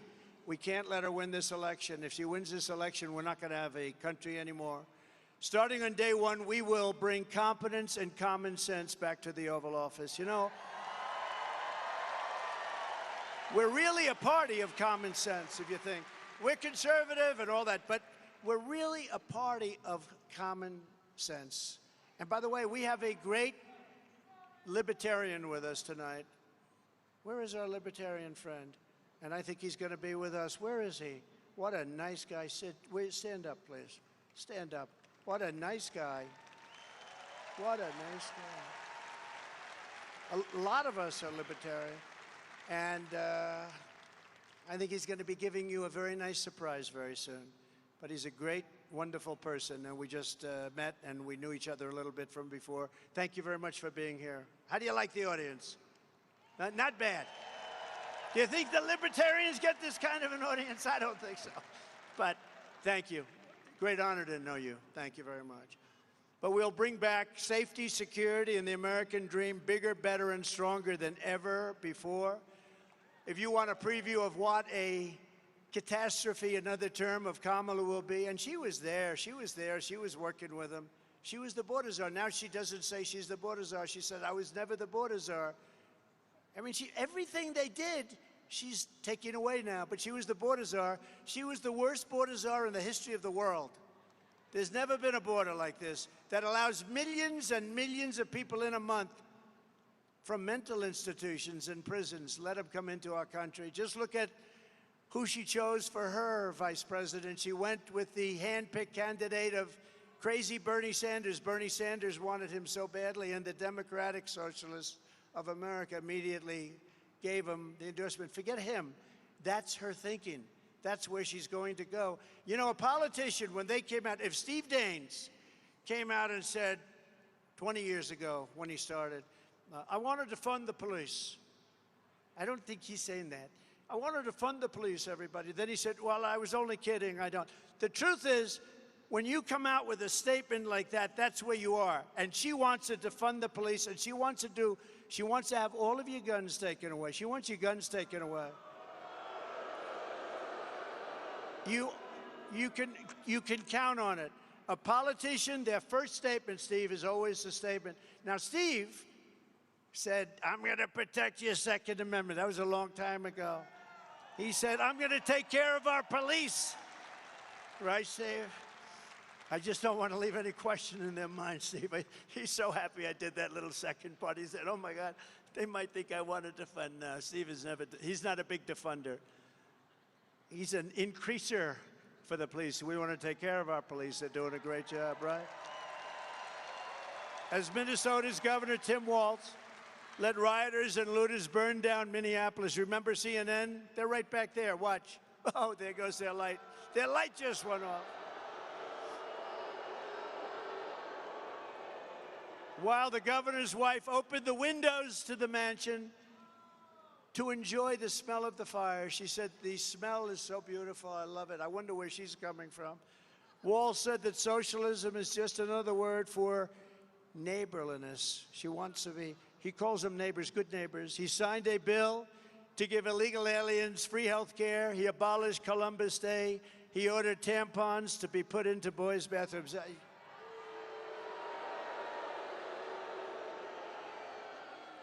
Do we have any children here? Please close your ears. He ordered tampons in boys' bathrooms, okay? He signed a law letting the state kidnap children to change their gender so that they go home.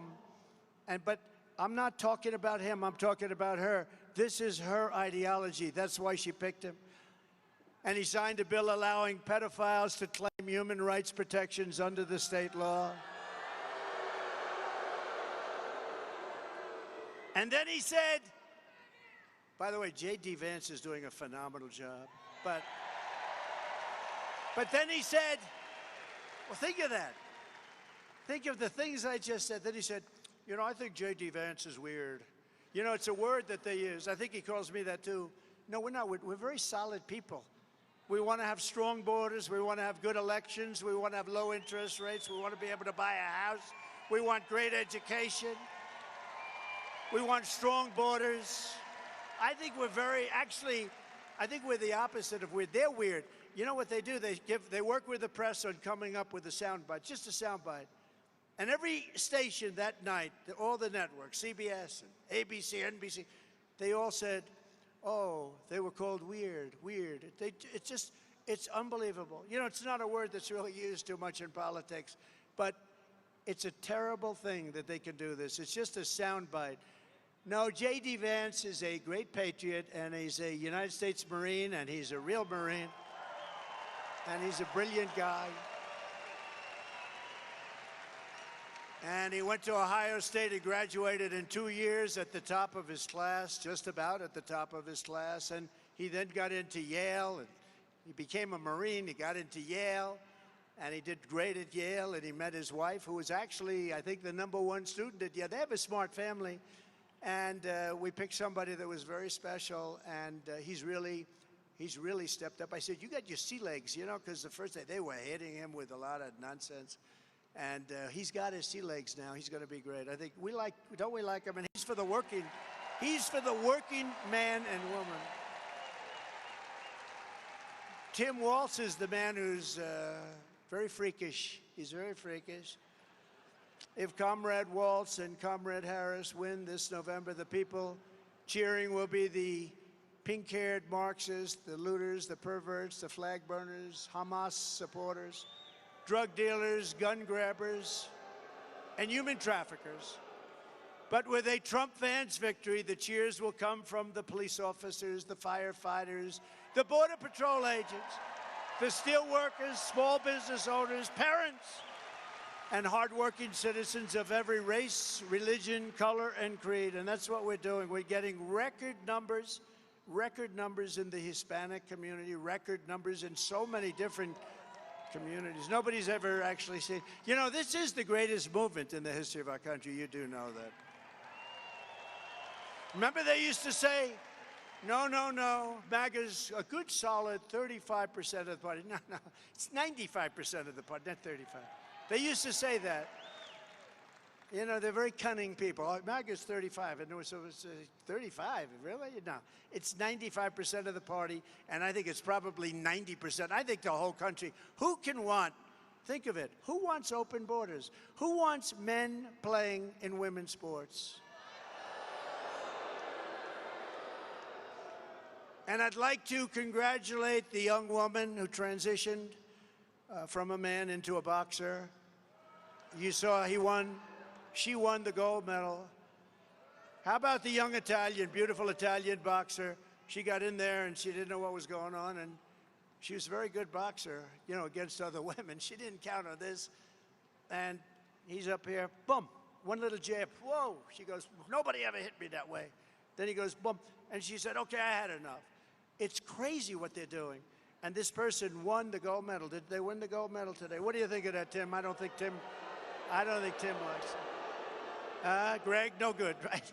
Now, how crazy is it? How crazy is it? For 4 more years, and she wants it. She wants men to play in women's sports. She wants to take away your guns. All of the stuff. And now she's going to deny it. Watch. She'll come out with a statement. She'll deny it. And remember one thing. I'm going to say it again later because it's so important. No tax on tips. Do we like that? And they're just the opposite. They're driving people crazy. And our senior citizens, we're not going to have them pay tax any longer on Social Security. Okay? Those two things.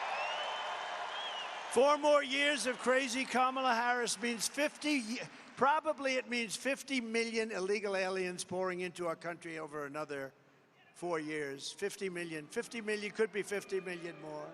They're overrunning our country. They're destroying our country. They're ruining our country, and they're making our country very unsafe. These are very tough people. These are criminals coming out of jails. These are people that are tough. The only good thing about them is they make our criminals look like weak sisters.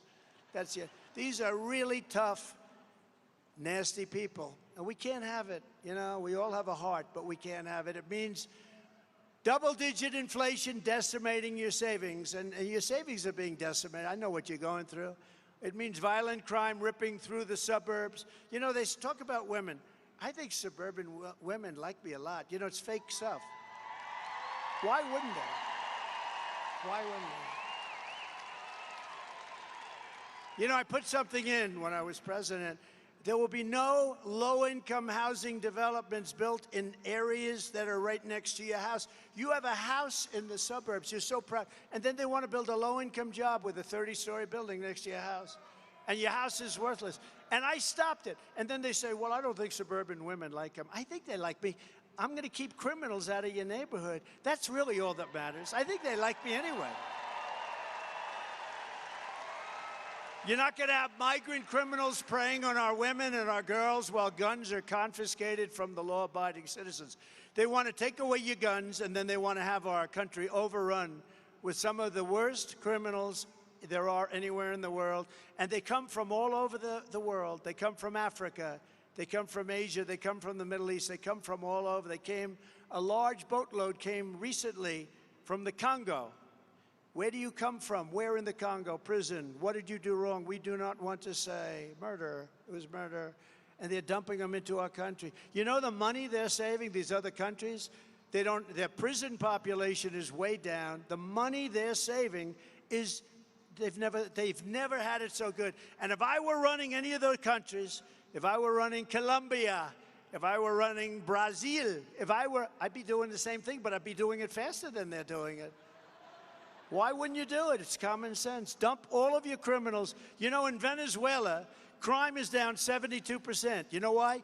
Because he took all of the criminals out of Caracas and out of all the cities. He took all of them out and dumped them into the United States. He emptied his prisons into the United States of America. Why are we taking this? Why do we take this? Why? So don't take my word for it. Listen.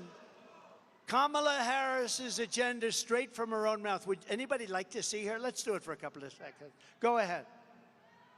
Yeah, I am radical. We need to get radical about what we are doing and take it seriously. As President of the United States, I am prepared to get rid of the filibuster to pass a Green New Deal.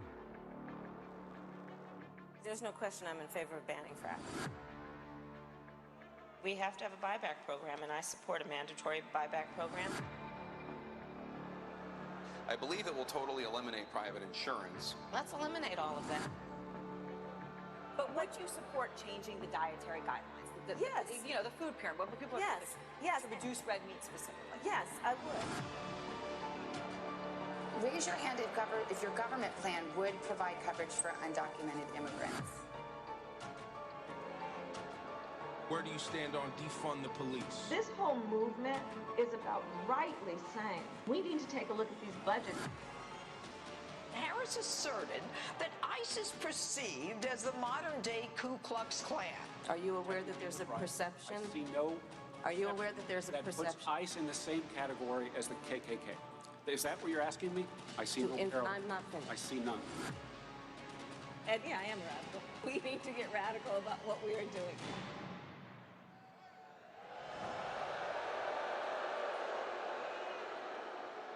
And that's just a small part of it. That's just a small part. That's what we have, though. That's where they're going. We're going.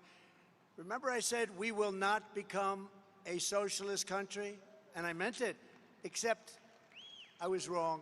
We didn't become a socialist. We're going beyond socialism. We're becoming, if they get in, a communist, full-blown communist country. This is America. We're not a communist country. We're not going to let that happen.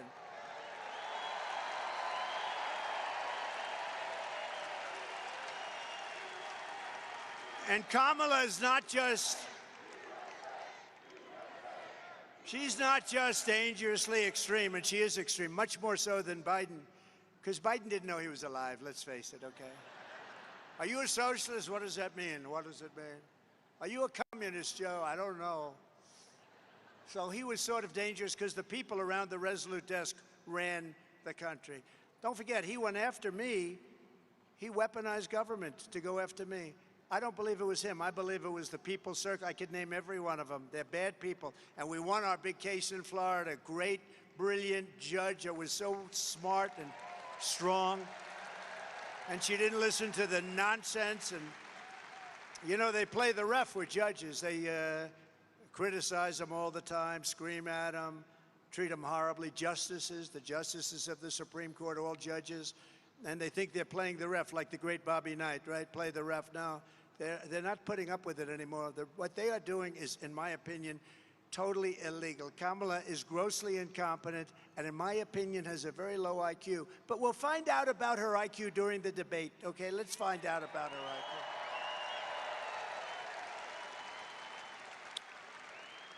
So, you know, we have this great system. I want to show you just one other thing, please. Do you mind putting it up, please? Thank you. We've been to the border. You haven't been to the border. And I haven't been to Europe. And I mean, I don't understand the point that you're making. Talking about the significance of the passage of time, right? The significance of the passage of time. So when you think about it, there is great significance to the passage of time. Ukraine is a country in Europe. It exists next to another country called Russia. Russia is a bigger country. Russia is a powerful country. Russia decided to invade a smaller country called Ukraine. So basically that's wrong. So you're now no longer are you necessarily keeping those private files in some file cabinet that's locked in the basement of the house. It's on your laptop, and it's then therefore up here in this cloud that exists above us, right? The Caribbean nations, island nations, in the Western Hemisphere. That is where the Caribbean is. We are also in the Western Hemisphere. They are our neighbors. I am here, standing here on the northern flank, on the eastern flank, talking about what we have in terms of the eastern flank. I can imagine what can be and be unburdened by what has been, you know? Space is exciting. It is time for us to do what we have been doing, and that time is every day. Every day it is time for us to agree that there are things and tools that are available to us to slow this thing down. We will work together and continue to work together to address these issues, to tackle these challenges, and to work together as we continue to work. Do you ban plastic straws? I think we should. Yes. I mean, look, I'm going to be honest. It's really difficult to drink out of a paper straw when you had, if you're just, like, if you don't gulp it down immediately, it starts to bend. Yes. And then, you know, the little thing catches it, and then, you know, so we got to kind of perfect that one a little bit more. Do you know, okay, a bit of a history lesson. Do you know that women were not, the women's teams were not allowed to have brackets until 2022? So the United States shares a very important relationship, which is an alliance with the Republic of North Korea. AI is kind of a fancy thing. First of all, it's 2 letters. It means artificial intelligence. As a woman, there's a balance to be struck between being tough and being a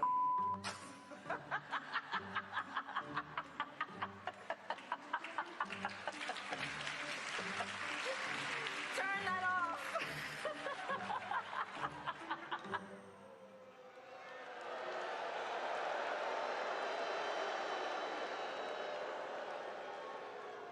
So if you listen to Kamala's speeches, you'd never even know that she's been running the country. She's been running the country for 4 years and doing a horrible job. Look at what's happened to our country. We are a failing nation. I hate to say it, we are a failing nation. I wish I didn't have to do this.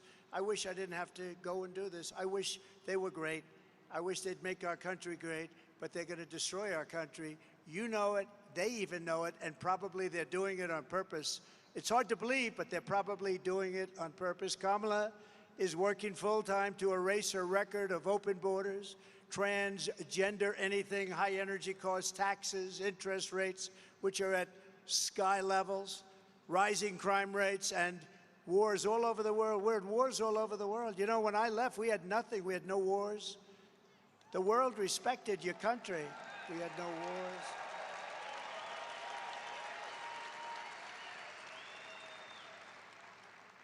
Viktor Orban, who's the prime minister, the boss of Hungary, and knows everything very well. They asked him, what's wrong? The world is breaking out in wars all over. He said, there's one thing wrong.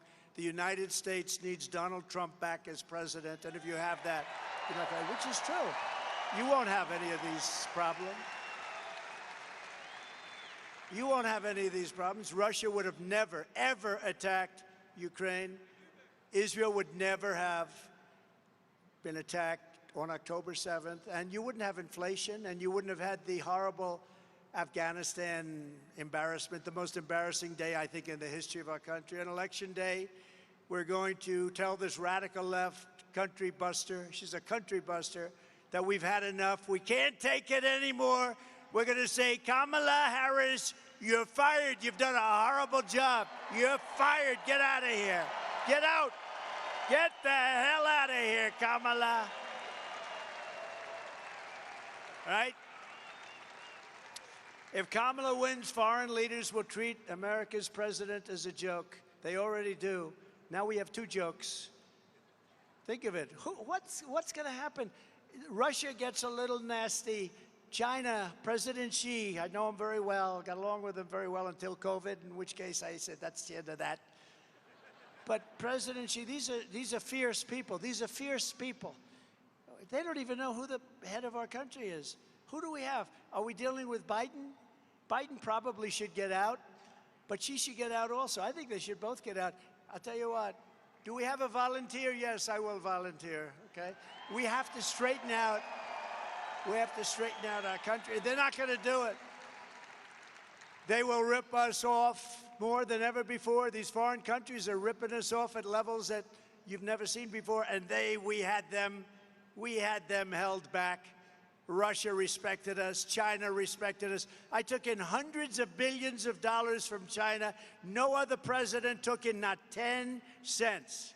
For years, they ripped us off, and our country will never be given a chance for a future. We're never going to have a future back. If we don't solve this problem now, we can't go like this any longer. We're not going to have a country any longer.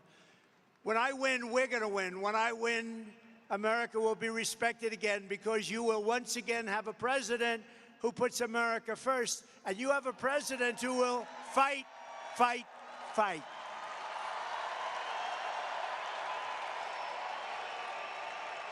Thank you.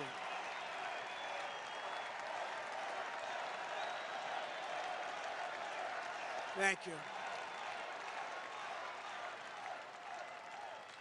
For 4 incredible years under our administration, I stood up for America, and we achieved more than any administration in the history of our country. There's never been a period of time like we had for 4 years. There's never been. And then we had COVID, and we got rid of it. We never got, I got great credit for the economy, great credit for the military. We defeated ISIS rapidly.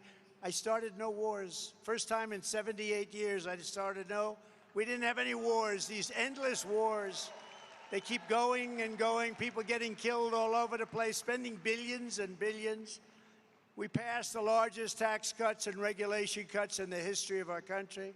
We achieved record low unemployment rates, record low poverty rates, and rising wages for everybody. Everybody in this room, your wages increased, your money increased, your businesses increased. Whatever you do, everything was better for 4 years.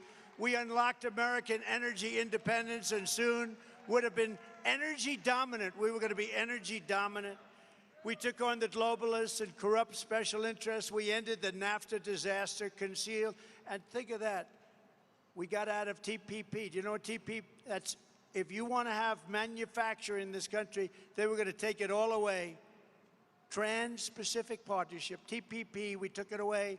We withdrew from the horrible Paris Climate Accord. It sounds so nice. I want the Montana Climate Accord, not the Paris Climate Accord. And stood up to China like never before, bringing in tens of billions of dollars. Think of it, though. No other president ever brought up. They never confronted China. And China respected us. We built 571 miles of border wall, and we took it out. We took it out of our military because Congress was impossible. So I said, we're taking it out of our military because it's an invasion of our country. That worked. They sued me all over the place. We won. We ended catch and release. We stopped asylum fraud. We brought illegal immigration to the lowest level ever recorded. That's per your chart. We fully rebuilt the U.S. military and created a thing called Space Force, which is so important. And now we are leading in space. Nobody thought that was possible. And for our great veterans, of which you have a lot in your great state, we passed VA accountability and VA choice, right? They've been trying to get them for 50 years. Accountability is you get rid of the sadists and the bad people that took advantage and harmed our heroes, our great people. They beat them up. They were sadists. They were thieves. There were a lot of bad things. We had no right under civil service and other things to fire them. If we caught them stealing hundreds of thousands of dollars, you couldn't do anything about it. I got a law passed in Congress. We got rid of 9,000 bad people and hired people that love our veterans. And then on choice, so we have some great doctors in the VA, but you couldn't get to them. It would take sometimes months. People would be a little bit ill, and they'd end up becoming terminally ill because you couldn't get to the doctors. If you had to wait more than one day for a doctor, I allowed you to go out, get a local doctor, get yourself taken care of, and we pay for the bill. And Steve Daines helped a lot on that. Actually, Steve, that was a great thing. And we had a 92% approval rating at the VA, the Veterans Administration, 92%. That was the highest rating ever. Now it's down into the 40s, down into the 40s. We obliterated ISIS, and unlike Harris, we stood up and we took care of our friend Israel. We have a problem over there, big problem. We have a lot of people. We have a lot of people that are looking to destroy Israel. Look, the bottom line, we got to get peace over in the Middle East. The Middle East is blowing up and largely because our country doesn't know what's happening. They have no idea what's happening. We are going to take care of it. We did the Abraham Accords. It brought peace to the Middle East. We would have had every country signed up right now. If the election weren't rigged, we would have had every single country signed up right now. And I'm proud to be the first president in decades who really, and I talk about it as much as I can because Hillary Clinton stood on the stage. They said, look at him. He's going to start wars. And I said, no, no, no, no. I'm going to stop the wars. You're the one that started the wars. You people, the stupid people, started the war. But I did finish the war on ISIS. And everybody said we couldn't beat ISIS, too malleable, too all over the place.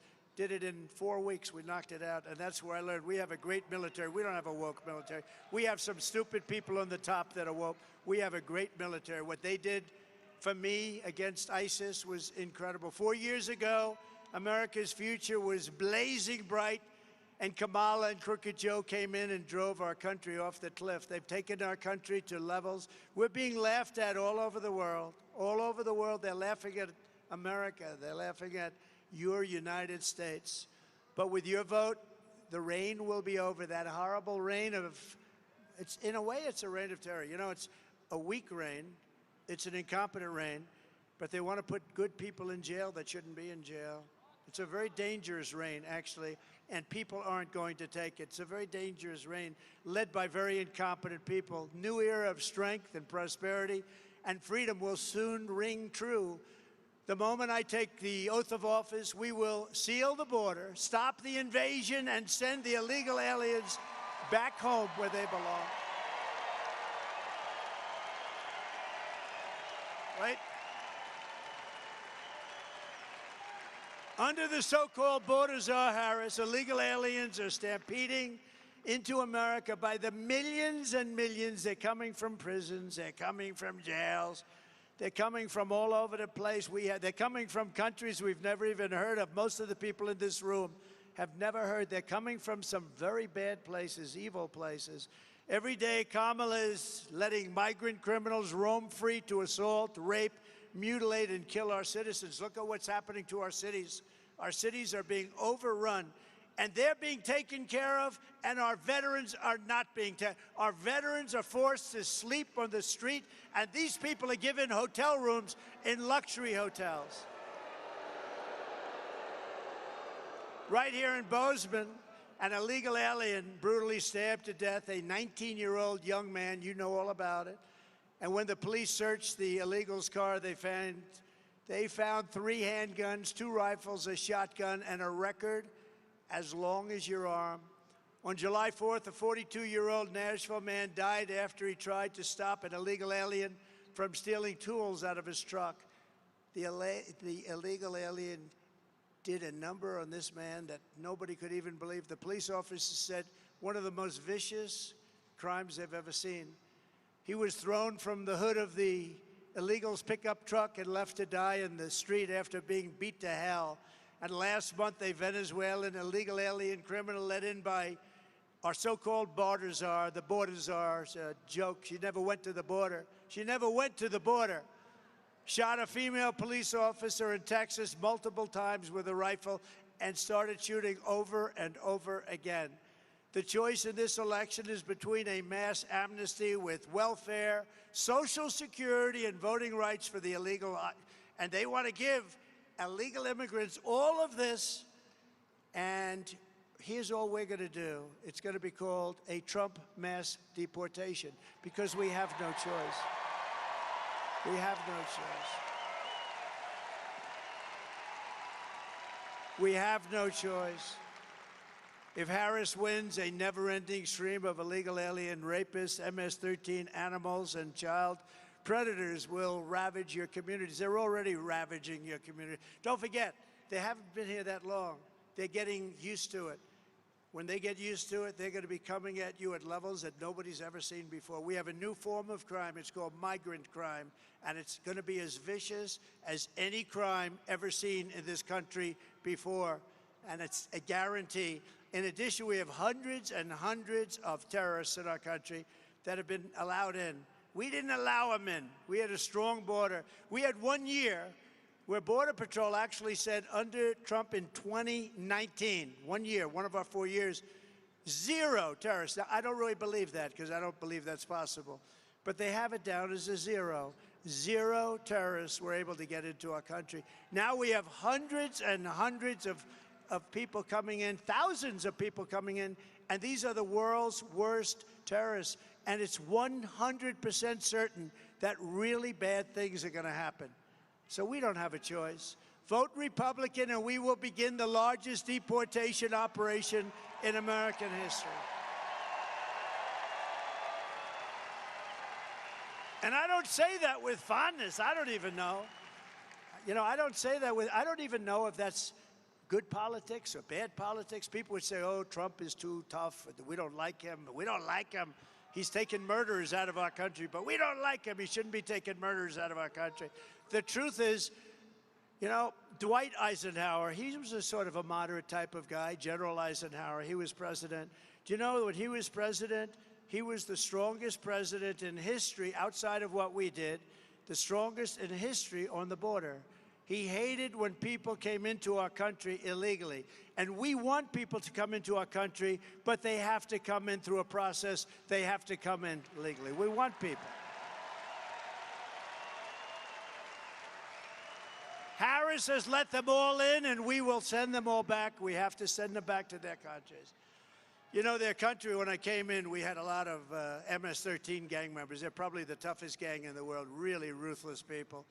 And I came in, I said, we got to get them out. I told one of the generals, sir, they won't let us have them in. Under President Obama, the countries where they came from, Honduras and Guatemala and all over the place they come, from South America in this case, the countries said, we're not letting them back in. And they would put major aircraft, big aircraft, on the runway. So if we were coming in with a plane, you couldn't land, they'd come back.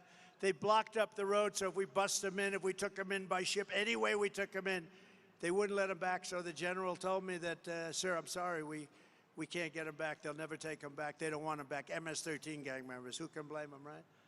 So I said, how much money do we pay them?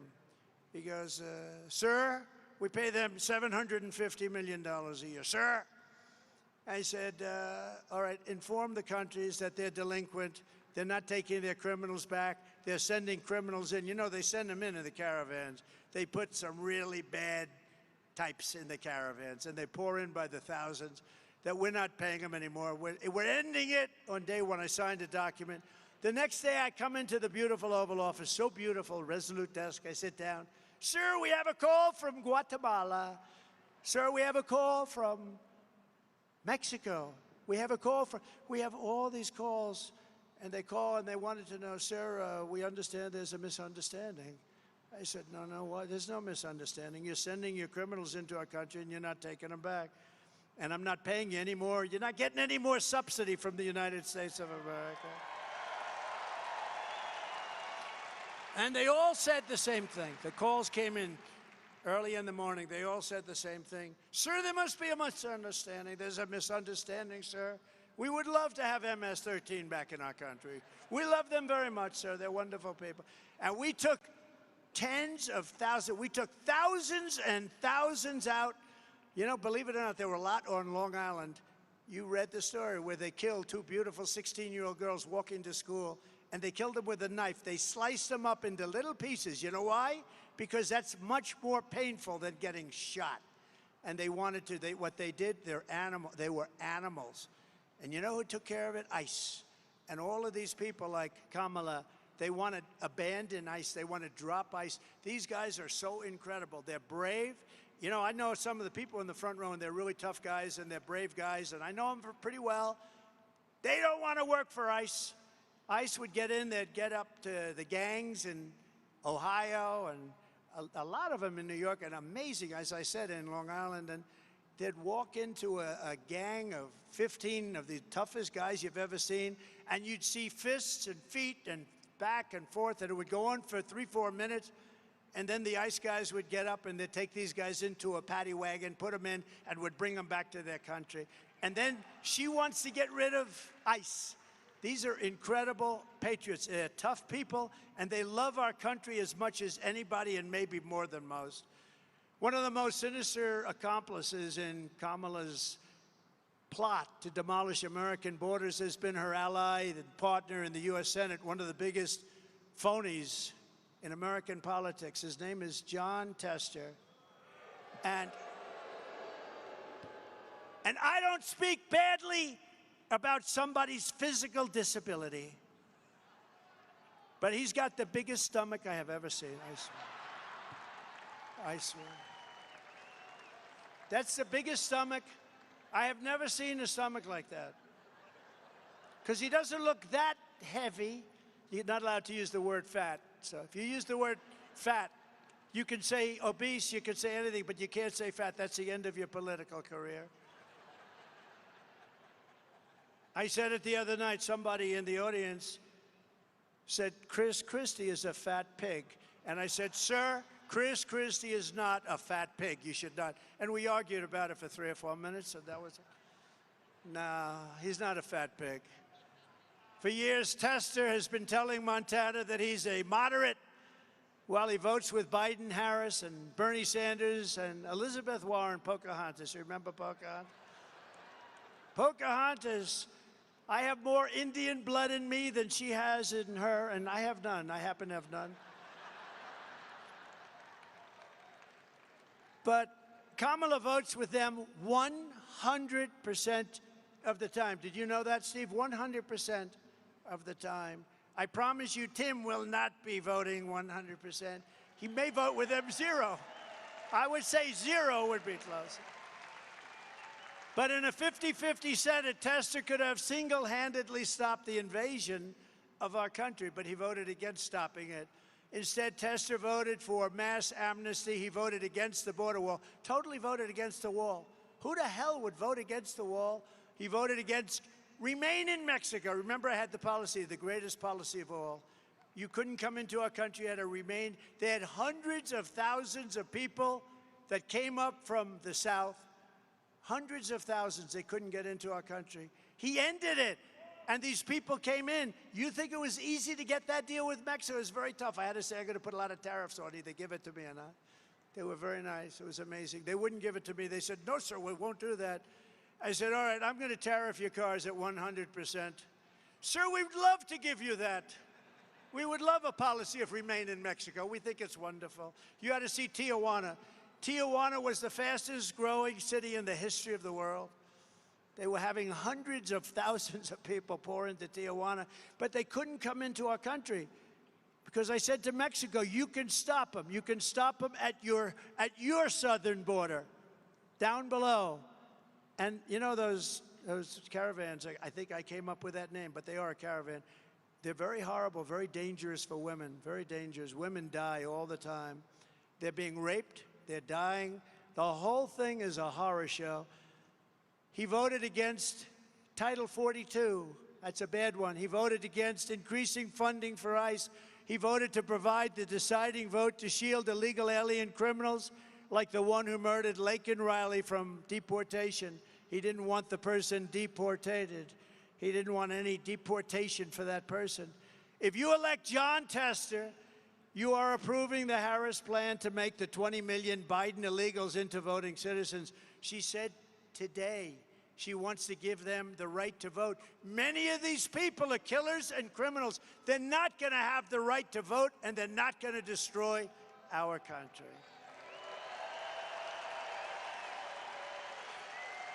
She also voted to give them welfare, government health care, and let them raid Medicare and Social Security until there is nothing left. They will destroy Social Security. I will save your Social Security with no increase in age or anything else. John Tester cast the decisive vote to approve every single bill that caused record inflation. Remember the Inflation Reduction Act? It was a phony. They used the term inflation reduction. It was actually an Inflation Increase Act. It was a disaster, but they lied because that's what they're good at. They're con people. You know what they are? Misinformation, disinformation. After they got the bill passed, which they shouldn't have had, trillions of dollars, inflation went through the roof. He cast a vote to kill the Keystone XL pipeline. Do you remember that? The Keystone X. What the hell are these reporters doing over here? Oh, Pulitzer Prize winner. Doug Mills, the great Doug Mills, Pulitzer Prize. Even though he works for the New York Times, that's okay. He works for the New York Times, and that's one of the only Pulitzer Prizes that was actually earned. How Maggot Hagerman. Did you ever hear of it? Maggot Hagerman. She's a reporter. She pretends like she knows more about Trump. I have nothing to do. If the woman speaks to me once in a year, today I called her, I said, your stories are all fake. Why don't you stop it? But think of it. They have a man here who I really like. He's a great photographer. Doug, it's nice to have you. Make me look nice and thin if you don't mind. He voted for environmental extremist Tracy Stone Manning to lead the Bureau of Land Management, and he voted the radical left Interior Secretary, Deb Haaland, you know who that is, don't you? To wage war on your rights and on your industries, and they really did wage war. But we have a man here, and I'm going to introduce some of your people. We have a man here who knows Tester better than I do, better than anybody does. And Tester and I have nothing to do with each other. And when you watch his commercials, you can forget it. He never votes for me. He voted to impeach me. That guy voted to impeach me, stomach brimming out like a big slob. Do you want to? I want to impeach. Why? I don't know. What did he do wrong? I did nothing wrong. But I have to tell you, the Republicans stuck with me, and we won very easily. We beat it. But there's a man named Ronny Jackson. He comes from Texas, and he heard it was a race against Tester, and he was treated so unfairly. Could I ask Congressman, Admiral, Doctor? He's a doctor. He was my White House doctor. He was Obama's White House doctor and Bush's White House doctor. He was also an admiral. So he was an admiral and a doctor. Then he became the doctor in the White House. And you know when I fell in love with him? They said, who's the healthiest? He took care of Bush, Obama. Did anybody ever hear of Barack Hussein Obama? Yes. Took care of Obama, and he took care of Trump. And they said, who's the healthiest of those presidents? And he said, without question, it's Donald J. Trump. And I said, I love this guy. Ronny Jackson. Thank you, Mr. President. Thank you. Howdy, Montana from the great state of Texas. All right. Look, I want to tell you a little bit about this man, Jon Tester. This man who says that he represents Montana in the Senate. This man who tells you that he's up there trying to clean the place up and trying to fix what's broken. This man is a sleazy, disgusting, swamp politician. He's a fraud and he's a liar. I was in the Navy for 25 years. For 25 years, I was on active duty serving my country. I was an emergency medicine physician. Right? I went to Iraq with the United States Marine Corps to a surgical shock trauma platoon on the battlefield between Fallujah and Ramadi. I spent the last 14 years of my career in the Navy on active duty at the White House, serving 3 presidential administrations and taking care of 3 presidents, including the best president this country's ever had, Donald J. Trump.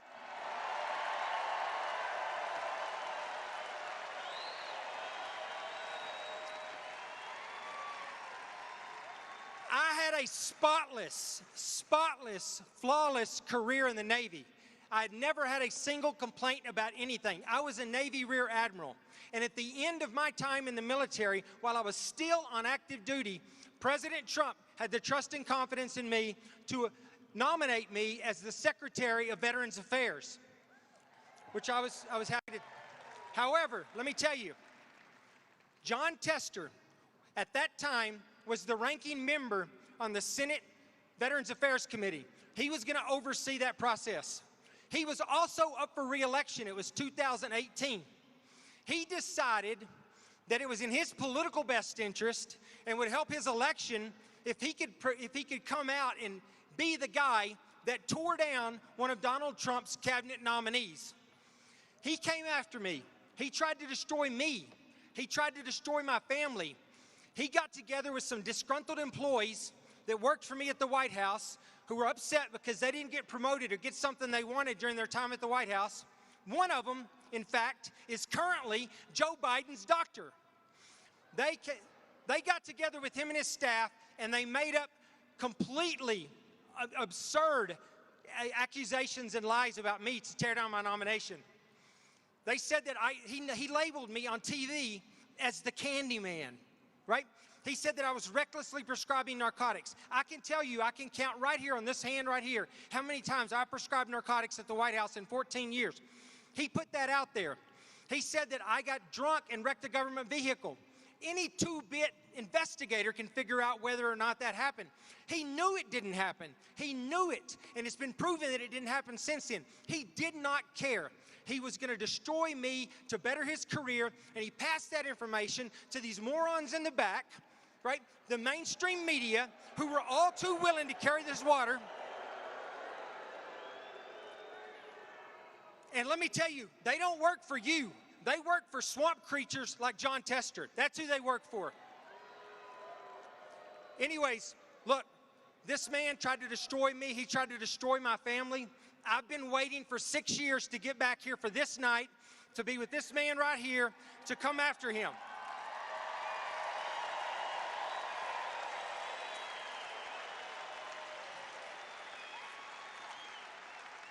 The end of Jon Tester starts tonight. And it starts by bringing this man back to the White House so that he can continue the work that he did draining the swamp when he was the president before. He's the best president we've ever had, and he's the only one that can do the job now. So get him back into office.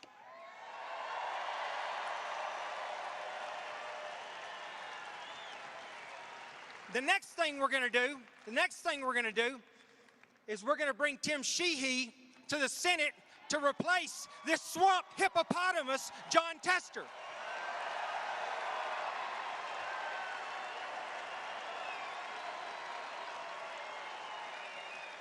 So I want to thank you all for coming out and for showing your support and your willingness to help us take this country back. We've got 87 days left. Let's get it done.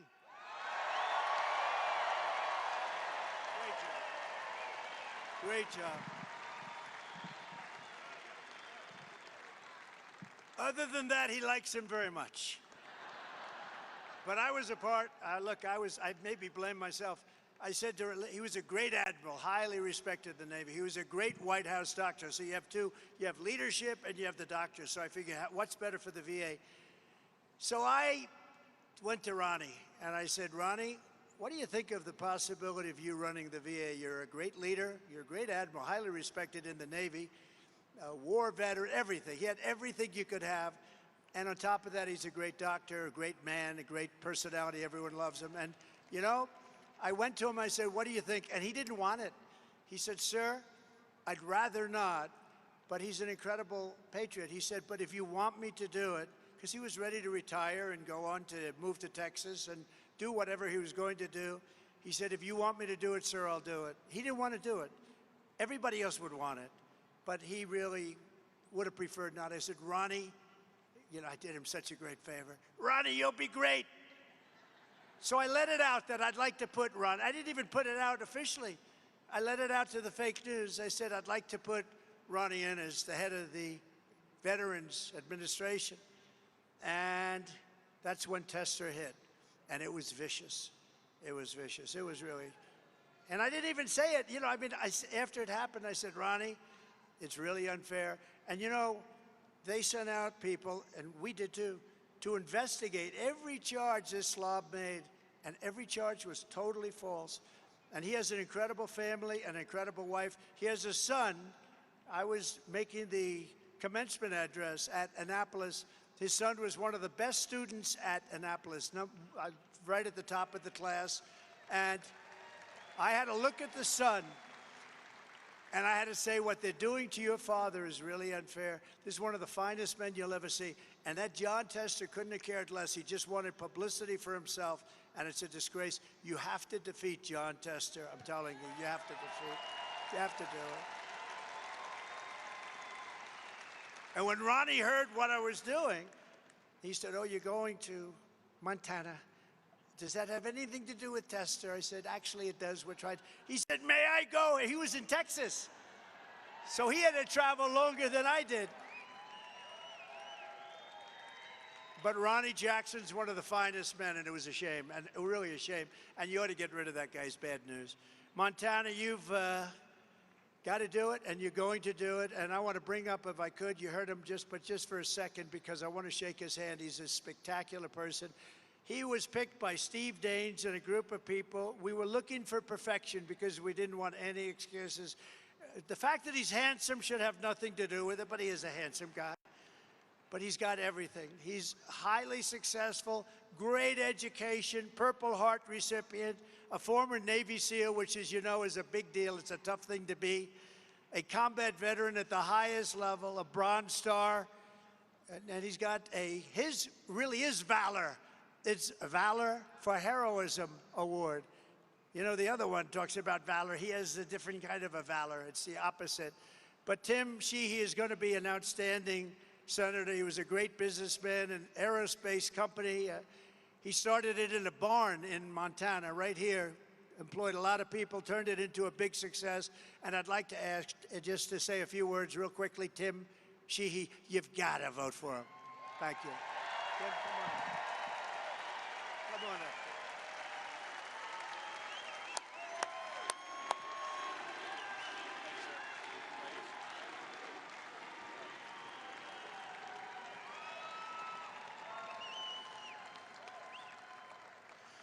Thank you, Mr. President. It's an honor to have you here. You know, listen, I always supported the Trump policies. I never knew the man, but I supported the policies, no question. But I became a true follower of his about 4 years ago. For those of us who fought in the Middle East, we knew who we were really fighting the whole time. It was Iran.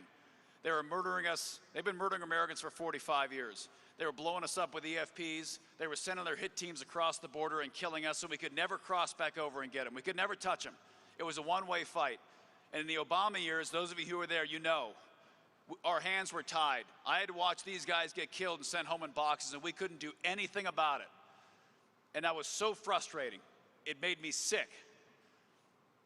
And a few years ago, when we were fighting ISIS, Trump told the Iranians, don't touch any Americans. We're here to fight ISIS. You touch one hair on any American's head, we're going to kill you. And they didn't believe him.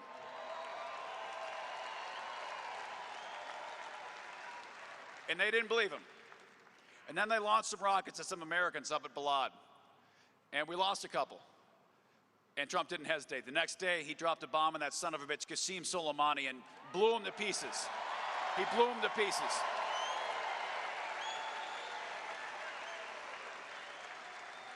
And I told the president in person the first time we met, I said, listen, you may endorse me or not, you may support me or not, but I'll tell you one thing, you will always have my loyalty because you're the guy that dropped the bomb on that son of a bitch Soleimani, and you'll always have your back for that.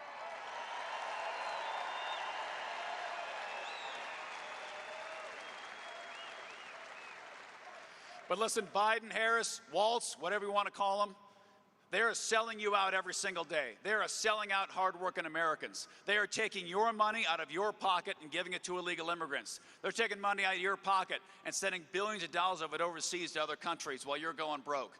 Our gas prices have doubled and tripled. Inflation's through the roof. Your life is worse off because the policies of this administration that John Tester has voted for every single time are killing America.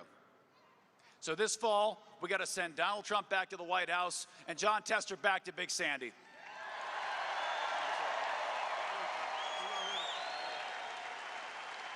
Great job. Thank you, Tim.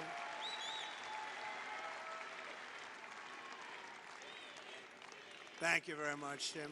And I have to say, Tim stands for very strong borders, all the things that we want. He wants strong borders, a very strong military, low taxes, low inflation.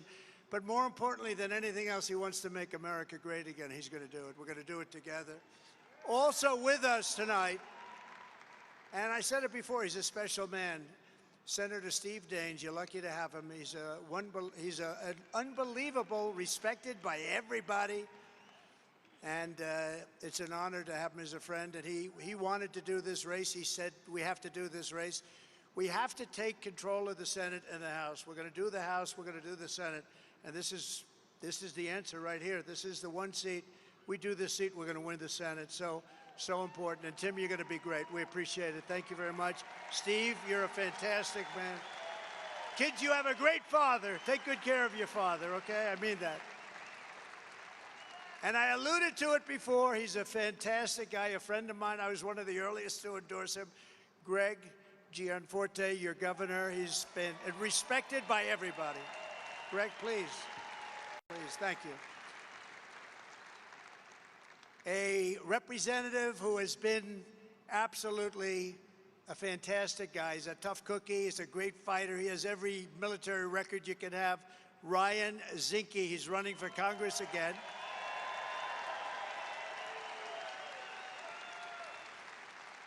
Good luck, Ryan. You're going to do great. Thank you. I saw some good poll numbers on you today. That's very nice. And Ronny Jackson, thank you for that speech you made. That was beautiful. And nobody could have done it nobody could do it like you. He knows this guy better than anybody, unfortunately. It was my fault, Ronny. I shouldn't have done it. I should have said, Ronny, enjoy your life. I had to say, come on, Ronny. And I tell these horrible people back there, it's going to be Ronny, oh boy. But you know what he did? He came back and he said, I'm going to run for Congress. And he ran, and he won. And he won big, big. All right? That's pretty good. Think of it. You're a great doctor, become the White House doctor. You're a great admiral, you're doing great. Then you decide, hey, I'm going to run for Congress. So you have Congress, you have doctor, you have admiral. Who the hell has a career like that? That's pretty good. That beats all of us. Tim, that beats all of us, I think. Former acting attorney general and a friend of mine, Matt Whitaker. Thank you, Matt. Thank you very much. Great job. Your auditor. Oh, that's good because you have a lot of money here. Troy Downing. Thank you very much. Troy, great job. Secretary of State, Christy Jacobson. Christy, thank you. Good job. You have my endorsement.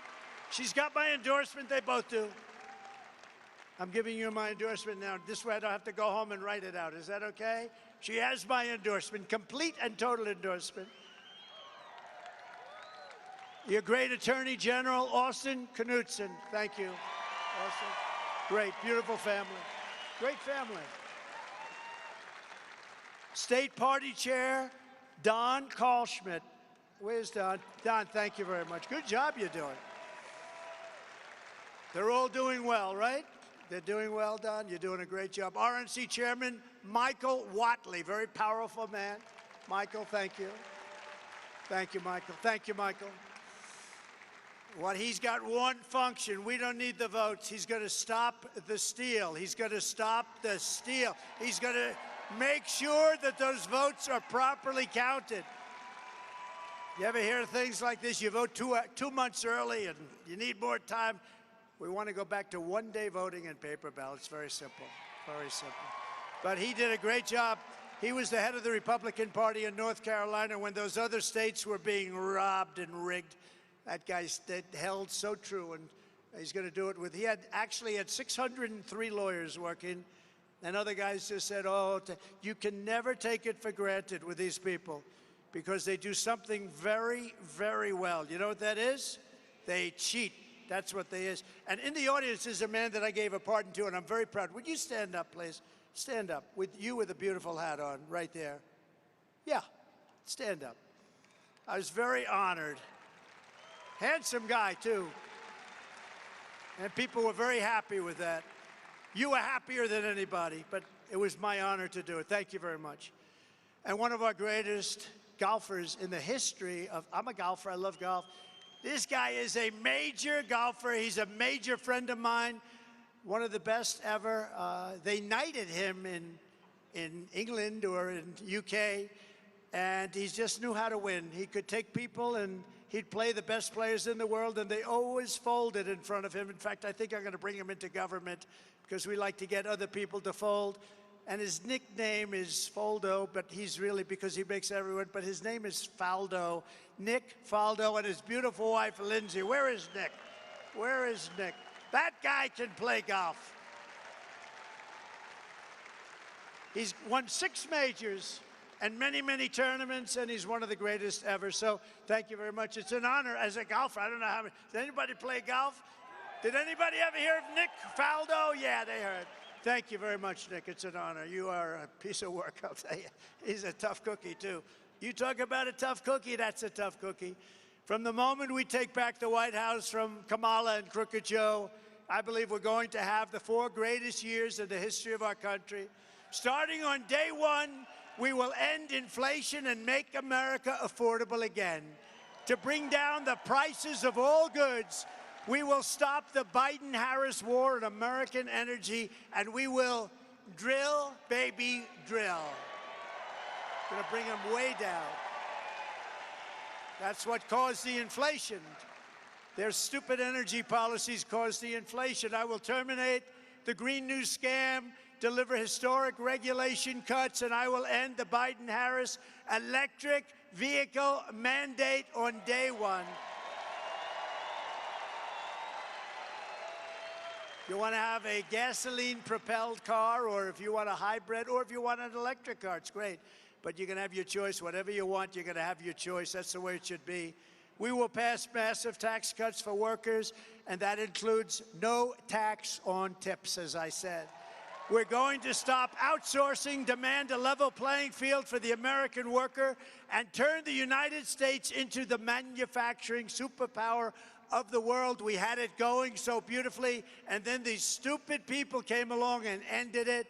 We're going to be the manufacturing superpower of the world, and we can do it so easy. We're going to rebuild our cities into beacons of hope and safety and beauty, better than they have ever been before, and we will end the migrant crime epidemic, demolish the foreign drug cartels. We are going to demolish those cartels. We're going to crush gang violence, support our police, and lock up violent offenders behind bars. And we are going to straighten out the crime in our cities. We are going to straighten out the crime in our country. We're going to get it done fast. We will deport pro-Hamas radicals and make our college campuses safe and patriotic again. You see what's happening. And before I even arrive at the Oval Office, I will have the horrible war between Russia and Ukraine settled. I will restore peace through strength. That's what I did. We had no wars. Think of it. No wars. No wars during the Trump administration, Steve. In my next term, we will build a great Iron Dome missile defense shield over our country, a dome like has never been seen before, and it will be entirely made in the USA, including Montana.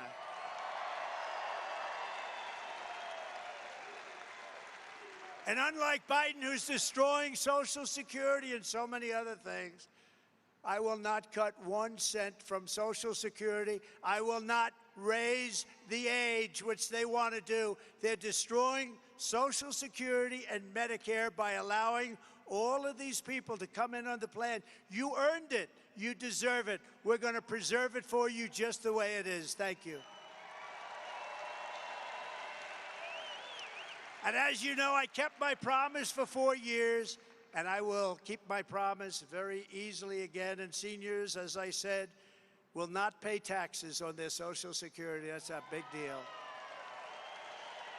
On day one, I will sign a new executive order to cut federal funding for any school pushing critical race theory, transgender insanity, and other inappropriate racial, sexual, or political content onto the lives of our children. We're not going to do it.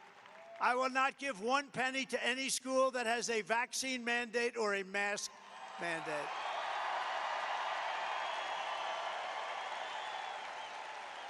Right?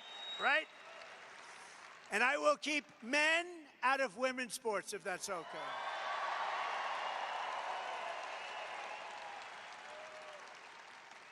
See, Nick, at least in golf, you know, they got a putt, right? Maybe in golf they have a little chance, but not much. No, I don't see it. I know you too well. I don't see them playing against you. But the women golfers are doing very well. But what do you think, Nick? You keep men out of women's sports? You think that's okay? I think so, huh? I think so. I will fully uphold the Second Amendment. We will protect innocent life, and we will restore free speech in our country. And I will secure our elections. Our goal will be one-day voting with paper ballots, proof of citizenship, and a thing called voter ID. They don't want voter ID. Why don't they want voter ID? You know, we start off with voter ID, and they say, we don't want. You know why? Because they want to cheat. There's only one reason you don't want identification. You want to cheat. The radical left Democrats rigged the presidential election in 2020. We will not let them rig the presidential election in 2024. Not going to let them rig it. And we want to do this as a landslide. We're doing great in the polls, and so is Tim. We want to do this as a landslide, and the one way you win, guaranteed, no matter what they do, it's called, we want to win too big to rig. Too big to rig. Too big to rig. Gets too big, and they just say, oh, we can't do it. We can't do it. They got us. Too many votes. We have a lot of votes. So get your friends, get your family, and get out and vote in numbers. And America, I tell you what, like numbers that you've never seen before. I think that's going to happen. I think we're going to have the greatest election victory in the history of our country. And to help ensure election integrity, go to protectthevote.com. Protectthevote.com. So in conclusion, from Big Fork to Billings, from Glendive to Great Falls, and from Big Sky to right here in Bozeman, this state was built by some of the toughest men and strongest women ever to walk the face of the earth. Montana is the land of cowboys and cattle hands, ranchers and farmers, frontiersmen and soldiers, adventurers and pioneers who charged into the wilderness, scaled the Rockies, trekked through the ice and snow, and carved out a life in one of the most beautiful places in all of God's creation. It's true. I saw that. So true. I mean, it's so true. All of that driving today, there's no place more beautiful than this. Together they built this state. They helped make America into the single greatest nation in the history of the world. But now we are a nation in decline. We're a failing nation. We are a nation that has lost its confidence, lost its willpower, and lost its strength. We are a nation that has quite simply lost its way. But we are not going to allow this horror to continue. Less than 4 years ago, we were a great nation. And we will soon be a great nation again. It's going to go quickly.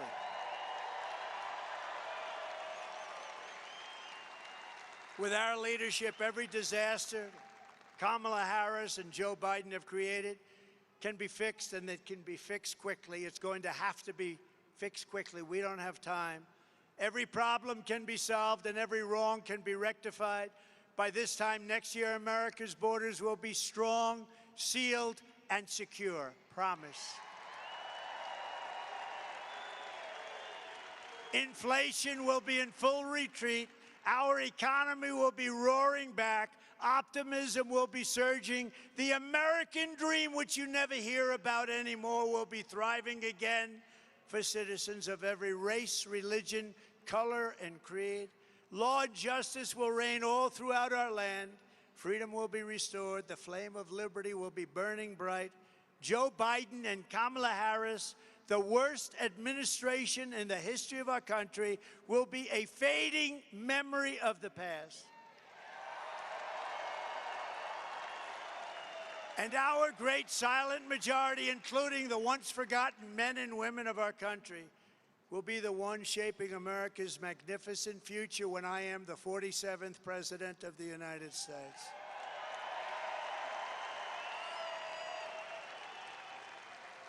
Because we are all Americans, and together we will show November 5th to be the most important day in the history of America. November 5th, Election Day, and that period will be the most important day and period in the history of our country. Our country will be greater than ever before. You have to remember November 5th and mark it down, the most important day in history. Because we are one movement, one people, one family, and one glorious nation under God. And together, we will make America powerful again. We will make America wealthy again. We will make America strong again. We will make America proud again. We will make America safe again. We will make America free again. And we will make America great again. Thank you, Montana. Thank you. Vote for Tim. Thank you very much, everybody. Thank you. God bless you all. Thank you.